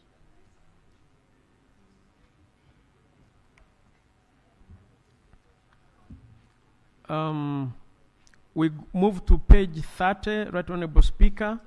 I think there was a printing problem, but on areas payments, development budget, revitalization of prison industries, enhancement of prisons, reduction system, and value additional project, on budget estimates, which we also reviewed for the Uganda Prison Services. We also looked at prisoner accommodation, and the committee was informed that the prisoner population rises. I beg your pardon. The committee was informed that the prisoner population rises 8% annually, reaching 372% occupancy and straining food, sleeping quarters, maintenance, medical care, and staffing. Uganda Prison Services plans to build 50 prison wards in current prisons to decongest existing wards, but has a Uganda shilling 3.786 billion funding shortfall.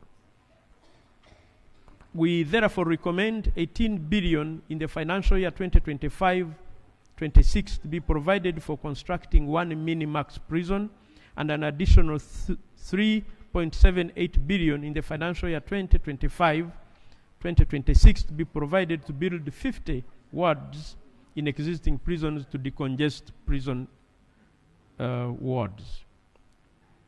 Right Honorable Speaker, on ICT development, we recommend an additional 5 billion to be provided for phase 2 of the prisons management information system in the year 2025-26, and additional funding of digital communication, virtual courts, and offender monitoring systems to spread over the medium term.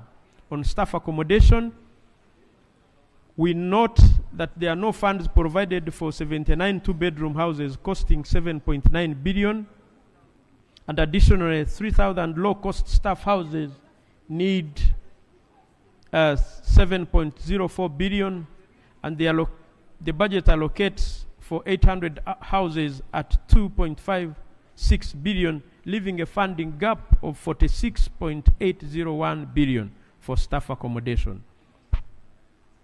Right Honorable Speaker, we accordingly recommend that 46.801 billion be provided to enhance Uganda Prison Services staff accommodation.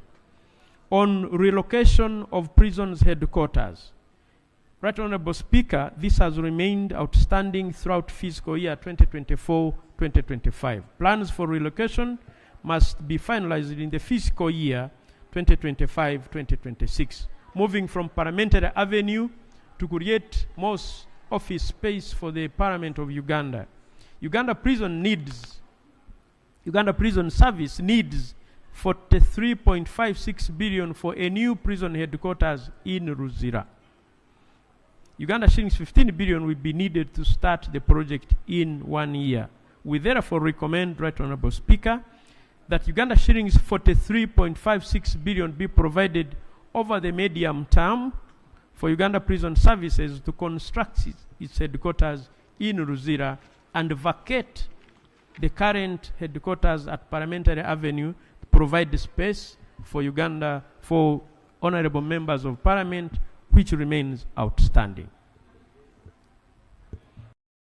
On prisoners feeding, the committee was informed that the daily average of 88,829 prisoners at 5,550 each costs 21.825 billion, covering only 274 of the 366 days. This leaves a funding gap of 44.99 billion. We therefore recommend that 44.99 billion in the financial year 25-26 be provided to feed our prisoners. Prisoner uniform. We recommend allocating an additional 1.3 billion to procure uniform for prisoners. On prisoners' health care support, we recommend allocating 6.5 billion over the medium term to fully equip the new staff. On domestic areas, we recommend that Uganda Prison Services strictly adheres to the commitment control system and prioritizes the clearance of areas before incurring new ones. Vote 135, Directorate of Analytical Laboratory. Right Honorable Speaker, we reviewed this. We looked at the budget performance. We looked at the budget expenditure. We recommend that DIGAL should expedite recruitment clearance processes by Ministries of Internal Affairs and Public Service in the financial year 24-2025. We looked at their NTR performance. We looked at the overall budget. We make the following recommendations. That 0.659 billion in addition to the current wage bill estimate be made to DIGAL to fill 17 vacant positions at regional laboratories. We also recommend that DIGAL accelerates National DAA Data Bank Infrastructure Project as a standalone project to enhance transparency and accountability in the financial year 2025-2026. We looked at the construction of the National Data Bank. We toured that. We recommend that it should be a standalone project for implementing the National Data Bank to facilitate project monitoring and supervision. On acquisition of motor vehicles, we recommend that 0.973 billion in the financial year 2025-2026 should be made available to purchase motor vehicles for regional forensic laboratories. On the operationalization of DIGAL regional laboratories, we recommend that 1 billion in the financial year be made available to construct regional forensic laboratory in Hoima to operationalize the regional forensic labs over the medium term. On acquisition of modern scientific equipment, we recommend that we allocate 5.4 billion for modern scientific equipment to enhance forensic services, support justice, and ensure public health and environmental safety in the fiscal year 2025-2026. On vote 139, Right Honorable Speaker, and this is the last, National Identification and Registration Authority. We looked at their budget performance, and the details are there. We recommend that NIRA should expedite the recruitment of data processors and the procurement of NID materials. On the budget estimate for the financial year 25-26, the annexure is attached, is there to see. On mass enrollment and renewal project, Right Honorable Speaker, we were informed that there will be 96,674 new registrations and 5.26669 IDs renewals in the year 25-26. We already have 16.382901 blank ID cards that will be procured at a cost of 145.25 billion. Only 24 billion is allocated, leaving a funding gap of 120.72 billion. We therefore recommend that 120.72 billion in the financial year 25-26 budget be provided to enable NIRA to complete the mass enrollment exercise before 2026 general elections. On civil registration services, Right Honorable Speaker, we recommend allocation of 11.981 billion to NIRA over the medium term to fully support civil registration and certification services. On alien registration and alien card issuance, during the financial year 25-26, the focus will be on registering 30,000 aliens legally residing in Uganda. These individuals will receive alien cards from NIRA. This activity remains unfunded, though, and it will require 1.08 billion. We therefore recommend that 1.08 billion be provided to NIRA during the financial year 2025-2026 to register and issue these aliens with IDs. On strengthening birth and death registration in health facilities, we recommend that NIRA should facilitate accurate record keeping of birth and death in health facilities. On payment of arrears, we recommend that NIRA should prioritize paying 5 billion owed to MULBA to prevent litigation expenses. On inadequate staff, we recommend provision of 6.89 billion to be allocated to reach the underserved districts in order to enhance efficiency in the delivery of the authority's mandate in the year 2025-26. On continuous identification and issuance of national ID card services, we recommend an additional 1.1 billion for the continuous provision of IDs. NIRA headquarters, we recommend that NIRA should accelerate the development of a project to guide the construction of its headquarters during the financial year 2025-2026. Conclusion, Right Honorable Speaker, the Committee on Defense and Internal Affairs acknowledges that its institutions are vital for a peaceful and secure country. During the presentation of the ministerial policy statements, concerns were raised about the minimum funding for these institutions, which hinders their ability to fulfill their mandates. Supporting these institutions in the financial year 2025-2026 budget strategy is crucial for a successful execution. The committee amended the budget proposals as detailed in Annex 3 to promote effective use of resources. Therefore, the committee recommends that this House adopts its report and approves the budget estimates with the committee's recommendation for 2025-2026 as proposed. Right Honourable Speaker, I beg to report. Thank you. Thank you, Honourable Chair. We have the Minister of State for Internal Affairs in the House, so we shall benefit from his presence here so that we are able to continue with the debate. So for now, let me open up the debate. Honourable Muuma, Honourable Rinda. Thank you very much, Mr. Speaker. Mr. Speaker, allow me to thank the Chair. 3 minutes each, Honourable Member. The Chairperson of the committee for the good report. Mr. Speaker, when it comes to salary enhancement of the police, allow me to thank government, thank the President and the leadership of the Uganda Police Force for considering the lower cadres in the Uganda Police Force with that enhancement that was done, most especially to the corporals, up the IPs. But Mr. Speaker, last weekend I was interacting with some of the beneficiaries of this enhancement. To my dismay, some received the package that was in lieu of the promotions that they attained. Others have never got up to now. So I wanted the minister to get interest in this. How some of the beneficiaries got the enhancement package against those that didn't get. I think we needed to clarify this, say that all police personnel are treated the same way. When it comes to expansion of the wards for the prisoners, the inmates, Mr. Speaker, it is good to have a minimax expanded or created here at Luzira. But I would propose or wish that we have these wards constructed at the traditional or the regional headquarters.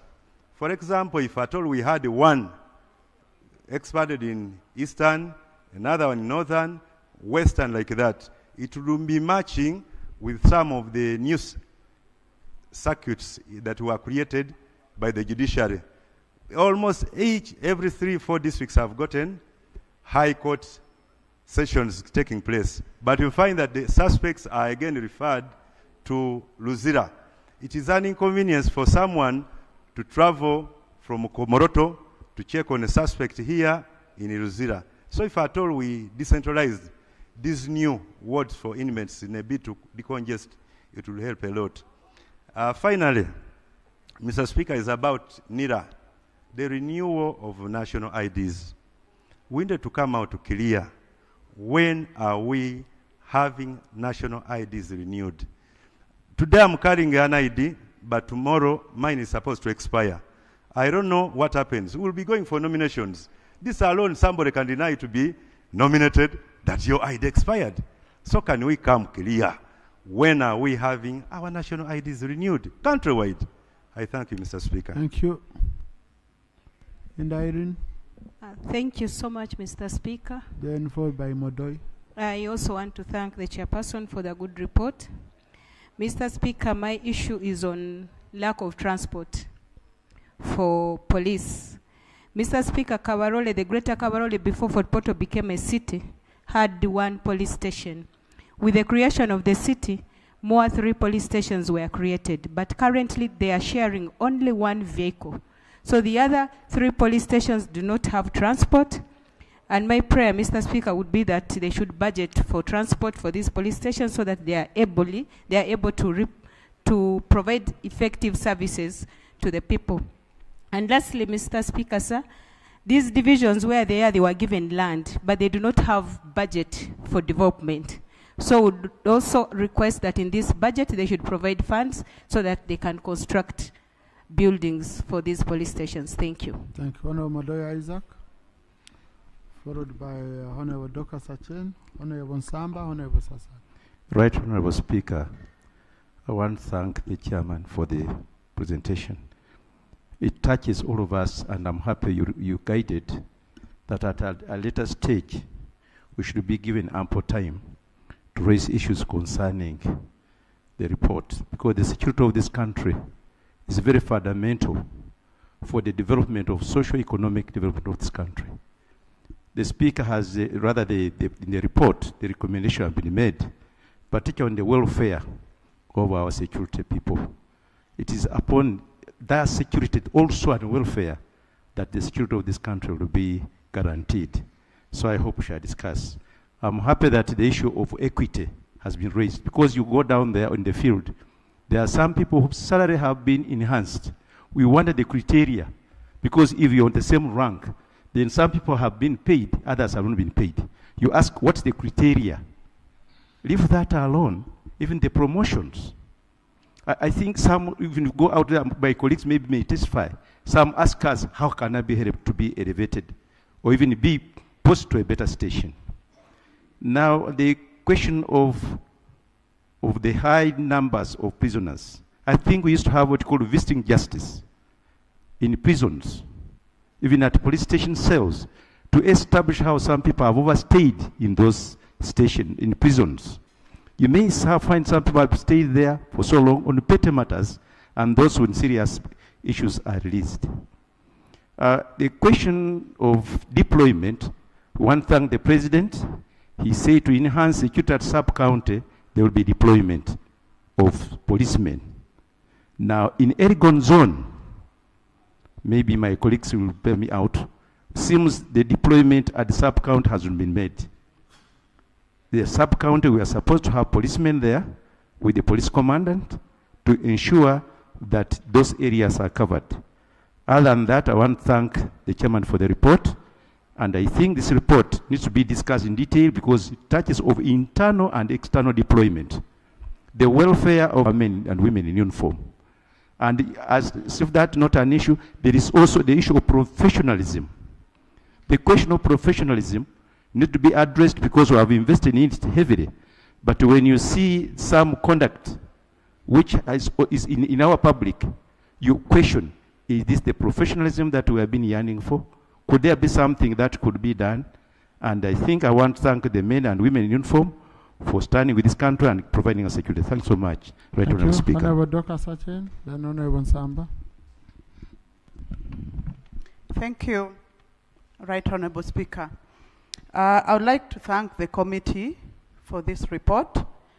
And specifically, I agree with the idea of additional 4 billion that is supposed to support the national citizenship and immigration control, especially on the issue of border control management. However, Right Honourable Speaker and the Minister in charge of this, I'd like to raise the issue that Ugandan nationals face, especially you've raised the issue of border demarcation, particularly on the South Sudan border. The nationals of Uganda face challenges since the time when we scrapped off payment for visas. There are several other fees which the nationals of Ugandans are paying at the border, especially on the South Sudan side. And I would like to urge the Minister to interest yourself and your team on what can be done to support our Ugandan nationals who cross to the other side, and yet they pay a lot of fees which are related to clearance of the travelers. Thank you. Thank you, Honourable Samba. Thank you very much, Right Honourable Speaker. Right Honourable Speaker, when I heard the chair add these billions, add these billions, add these billions, actually the entire story is add these billions, it just sent me to think that maybe we need a rule that caps committees from requesting monies. Because we are here, we can't have committees saying, add the money, add the money, add the money. Now every committee is going to scam here, add the money, add the money, add the money. Then which scrutiny are we doing? And if committees cannot achieve that, Right Honourable Speaker, I think a rule should come that probably when you're making adjustments and requests, you shouldn't go beyond this. Otherwise, we will have a lot of wish lists, which means nothing at the end of the day. Having said that, Right Honourable Speaker, I needed to hear in this particular committee report what has to do with our deployment in South Sudan. I needed to know who is going to pay. And the chairperson, this is the stage when you're going to tell us, this is how much we are paying for this war, and this is what South Sudan is contributing for our children, for our army to be in South Sudan. But somehow, the chairperson and the committee chooses to just keep silent about it. I want to hear that at this stage of budgeting. What is the estimated time for our army being in South Sudan at the time? Right Honourable Speaker, it is quite important for us also to hear the army, the UPDF who are in South Sudan, how much are they going to be compensated? And how much they're being there, because they sacrifice, when they're here, they are sacrificing for their country. They are in the army, they sacrifice for their country, they go for a little pay. How much is going to be added for them for being in South Sudan? And who is paying that cost? Mr. Chairperson, I really needed to hear those issues, but I think now that the Minister is around of Internal Affairs, he might have been briefed by the Minister who deployed our army in South Sudan. Thank you very much, Right Honourable. Thank you. Honourable Sasaga. Yeah, thank you, Right Honourable Speaker. Right Honourable Speaker, I thank the chair for the report, but I have like 2, 3, 4 issues. One is about NILA. Most of the money is to be given for the registration exercise. Now, you need to be very clear. The people got IDs and are expiring this year. Mine personally is expiring in 2030. Then there are children who are registered in schools, both in primary and secondary, some time back. Up to date, they have now got their IDs.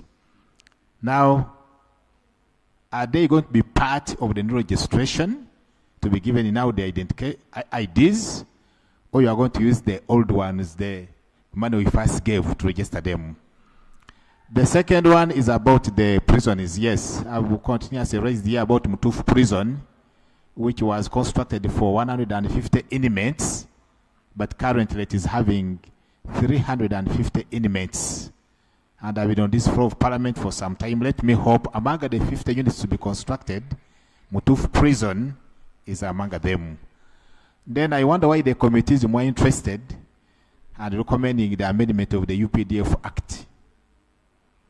Actually, I've looked through the report, but I'm not seeing a good reason is they're giving for the amendment, but they're interested in the amendment.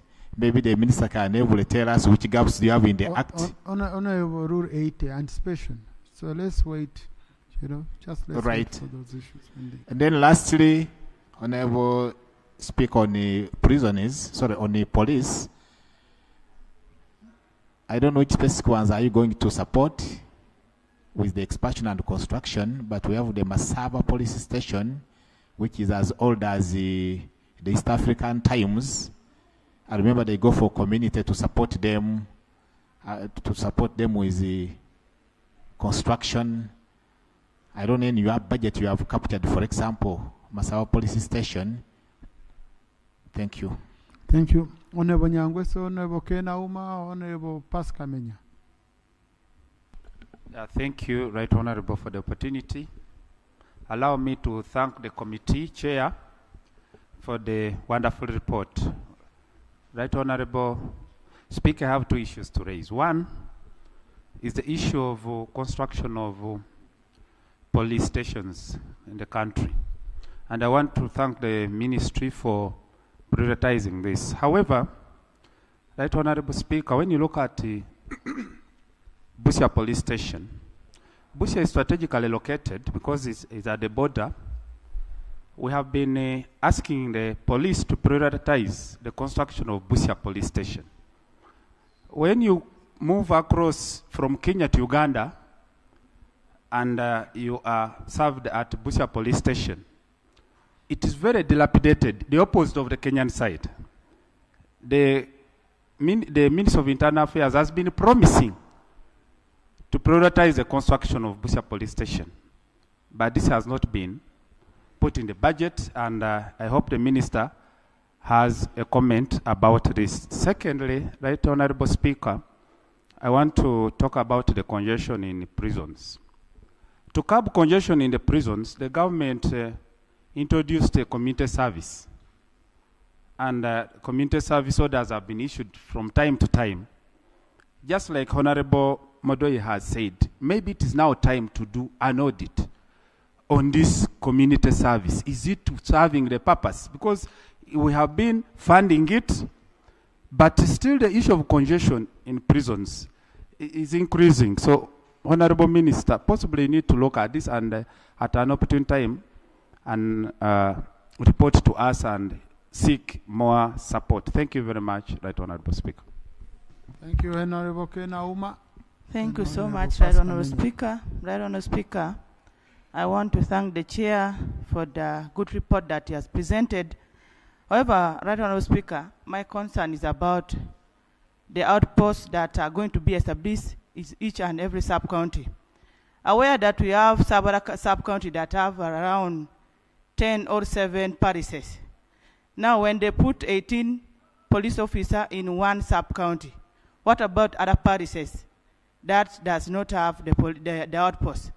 Because we have seen a scenario where a sub-county is very big and has a lot of villages. So in case there is a problem somewhere, that the police officers need to go from that sub-county to that very parish. And yet sometimes they will always tell you they don't have fuel for their motorcycle. They will always tell you to first of all send for them money before reaching where there's a lot of problem. So Right Honorable Speaker, for me, I was requesting and also suggesting that, if possible, outposts will be put in all the parishes throughout the country. Thank you. Thank you, Honorable Pascal Menya. Colleagues, I won't pick all of you because we have other statements where you will submit. Thank you, Right Honorable Speaker. Right Honorable Speaker, I would like to thank the chair of the committee for the report. My concern, Right Honorable Speaker, I want to address on police matter. Right Honorable Speaker, as we look into providing transport means, I would implore the ministry to put into consideration areas of also supporting them up sufficient fuel. Because in most cases, Right Honorable Speaker, when the police are supposed to go to a scene of, to a place of sin, you find that they do not have a scene of crime rather. You find that they would want to do it or go for it, but because of the inadequacy of fuel that they cannot access, they are not able to go. In any case, they would even request the people to help mobilize for fuel so that they go in response to that. So when we are looking at issue of transport, we must put into consideration that transport goes together with fuel. Secondly, Right Honorable Speaker, I want to address myself on the area of the prisons. I support so much on the area of decongesting the prisons that we have. I want to specify myself in Pade district. Right Honorable Speaker, it's alarming and it's disappointing that Pade district do not have enough space for the inmates. Secondly, Right Honorable Speaker, as I'm speaking, Pade do not have electricity in the prisons of Pade. It is so insecure for inmates to be in a place which is dark.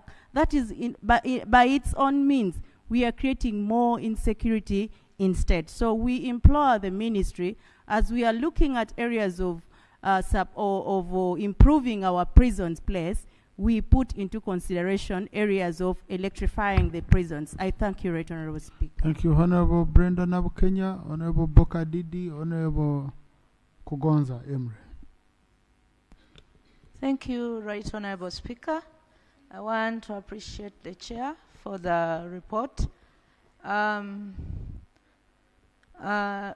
Honorable Speaker, I want to support the area where they want to procure 2 motorcycles for the sub-county police stations.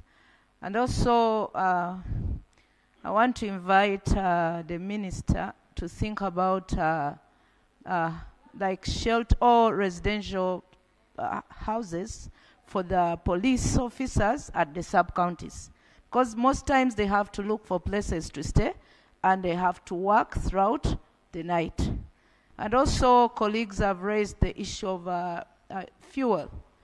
Usually, we limit them because we don't provide money for fuel. Usually, it goes to different things. Right Honorable Speaker, colleagues have raised that it should be prioritized. And also, Right Honorable Speaker, when it comes to the prison budget, I never saw where the logistical requirement for female prisoners, a provision of sanitary towels. There was a big debate here where prisoners are complaining, those in and out, those who have been in prison, they always come out and say that we are there as women. At times we go for the monthly periods and we cannot access, not every prisoner has family that they will be able to procure for them and deliver to the prison. So we need to think about the female, because you have a lot of them, and the budget must include all their needs because they are in the custody of government or prison. So, Right Honorable Speaker, I wanted to raise that issue. It is very important, and the Honorable Minister needs to note it. If it is included in the budget, she should inform us. If it is not, then they should think about it.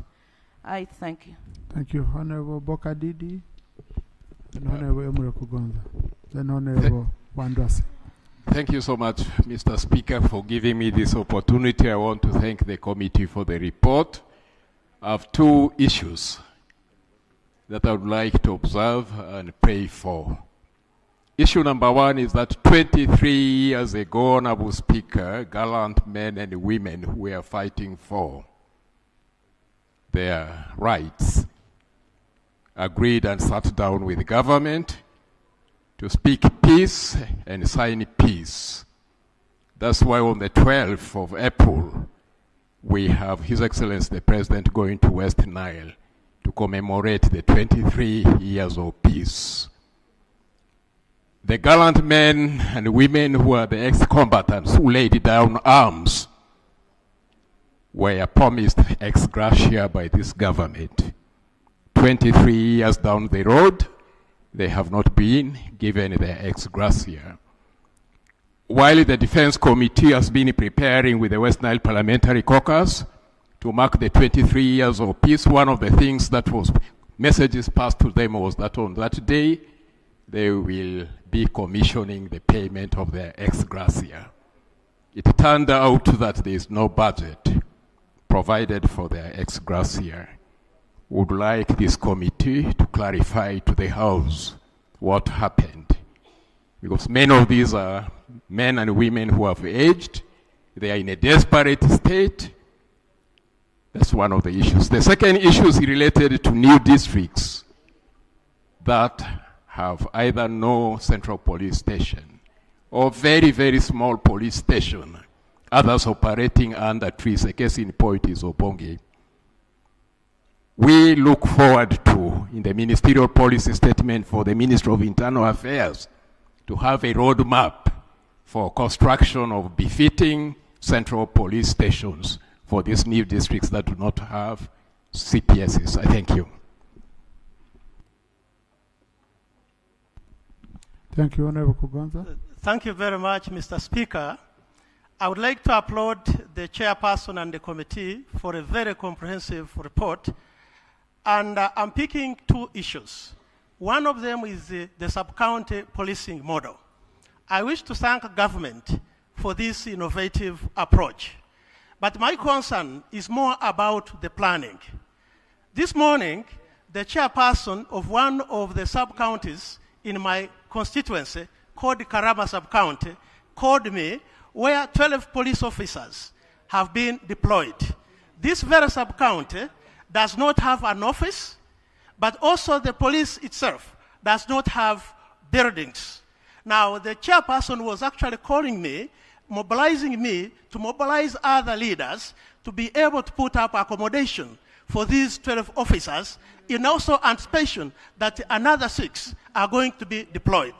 I'm appealing to government to do thorough planning, because we need the police officers spread across, but they need also to be catered for, otherwise they will turn into a menace. Now, the second aspect is about facilitating the district police station. For example, in Kivale, we do not have a vehicle. The vehicle that was provided many years back, actually when it walks 1 kilometer, you'll find it grounded on the road. And this is a vehicle that is supposed to take care of the hundreds of thousands of people that are in that place. So we appeal to government to provide sufficient transport to the district to be able to monitor security in the area. Many times they rely on borrowing from us, but we also have other priorities. Sometimes the DPC is speaking to the RDC to provide transport, and yet the RDC has got also other engagement. So I support the idea of providing for resources. Somebody was raising a matter here that the committee was saying we need more additional resources. I'm sure and I'm glad that these issues came out. Let them come out, because we need everybody secured. We need our property secured, and this can only be by facilitating the team that is responsible for that. I thank the committee, and I thank you, Mr. Speaker, for the opportunity. Wandosi? Yeah, thank you so much, Mr. Speaker. I also want to join the rest by appreciating the report given to us by the chairman of the committee. However, Mr. Speaker, I have a concern. After listening to the budgetary allocations, Mr. Speaker, in Uganda, we have a very active group of the auxiliary force, commonly known as the reserve force. Mr. Speaker, whenever there is a need for our country to offer security to our neighbors, UPDF has always been deploying the auxiliary force to supplement on the efforts of the security efforts during the missions. However, Mr. Speaker, there have been complaints whenever these gallant men and women come back from their foreign missions, they are hardly paid their emoluments. So, Mr. Speaker, wouldn't it be, or how I wish that in these budget processes, the Ministry of Defense and Veteran Affairs budgets for the auxiliary force because they do a lot of work. Secondly, Mr. Speaker, I do well appreciate the ministry to be cognizant of allocating police posts at sub-county levels. However, Mr. Speaker, there is an accommodation gap. These police posts or posts that are opened at the sub-county level, Mr. Speaker, they are hardly provided with accommodation facilities. You find them there, but where to stay? Mr. Speaker, it is always a problem.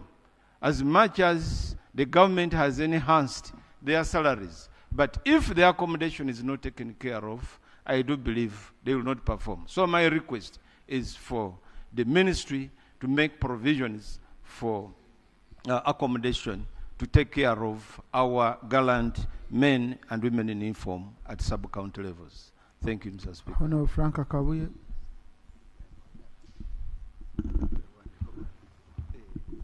Thank you, Mr. Speaker.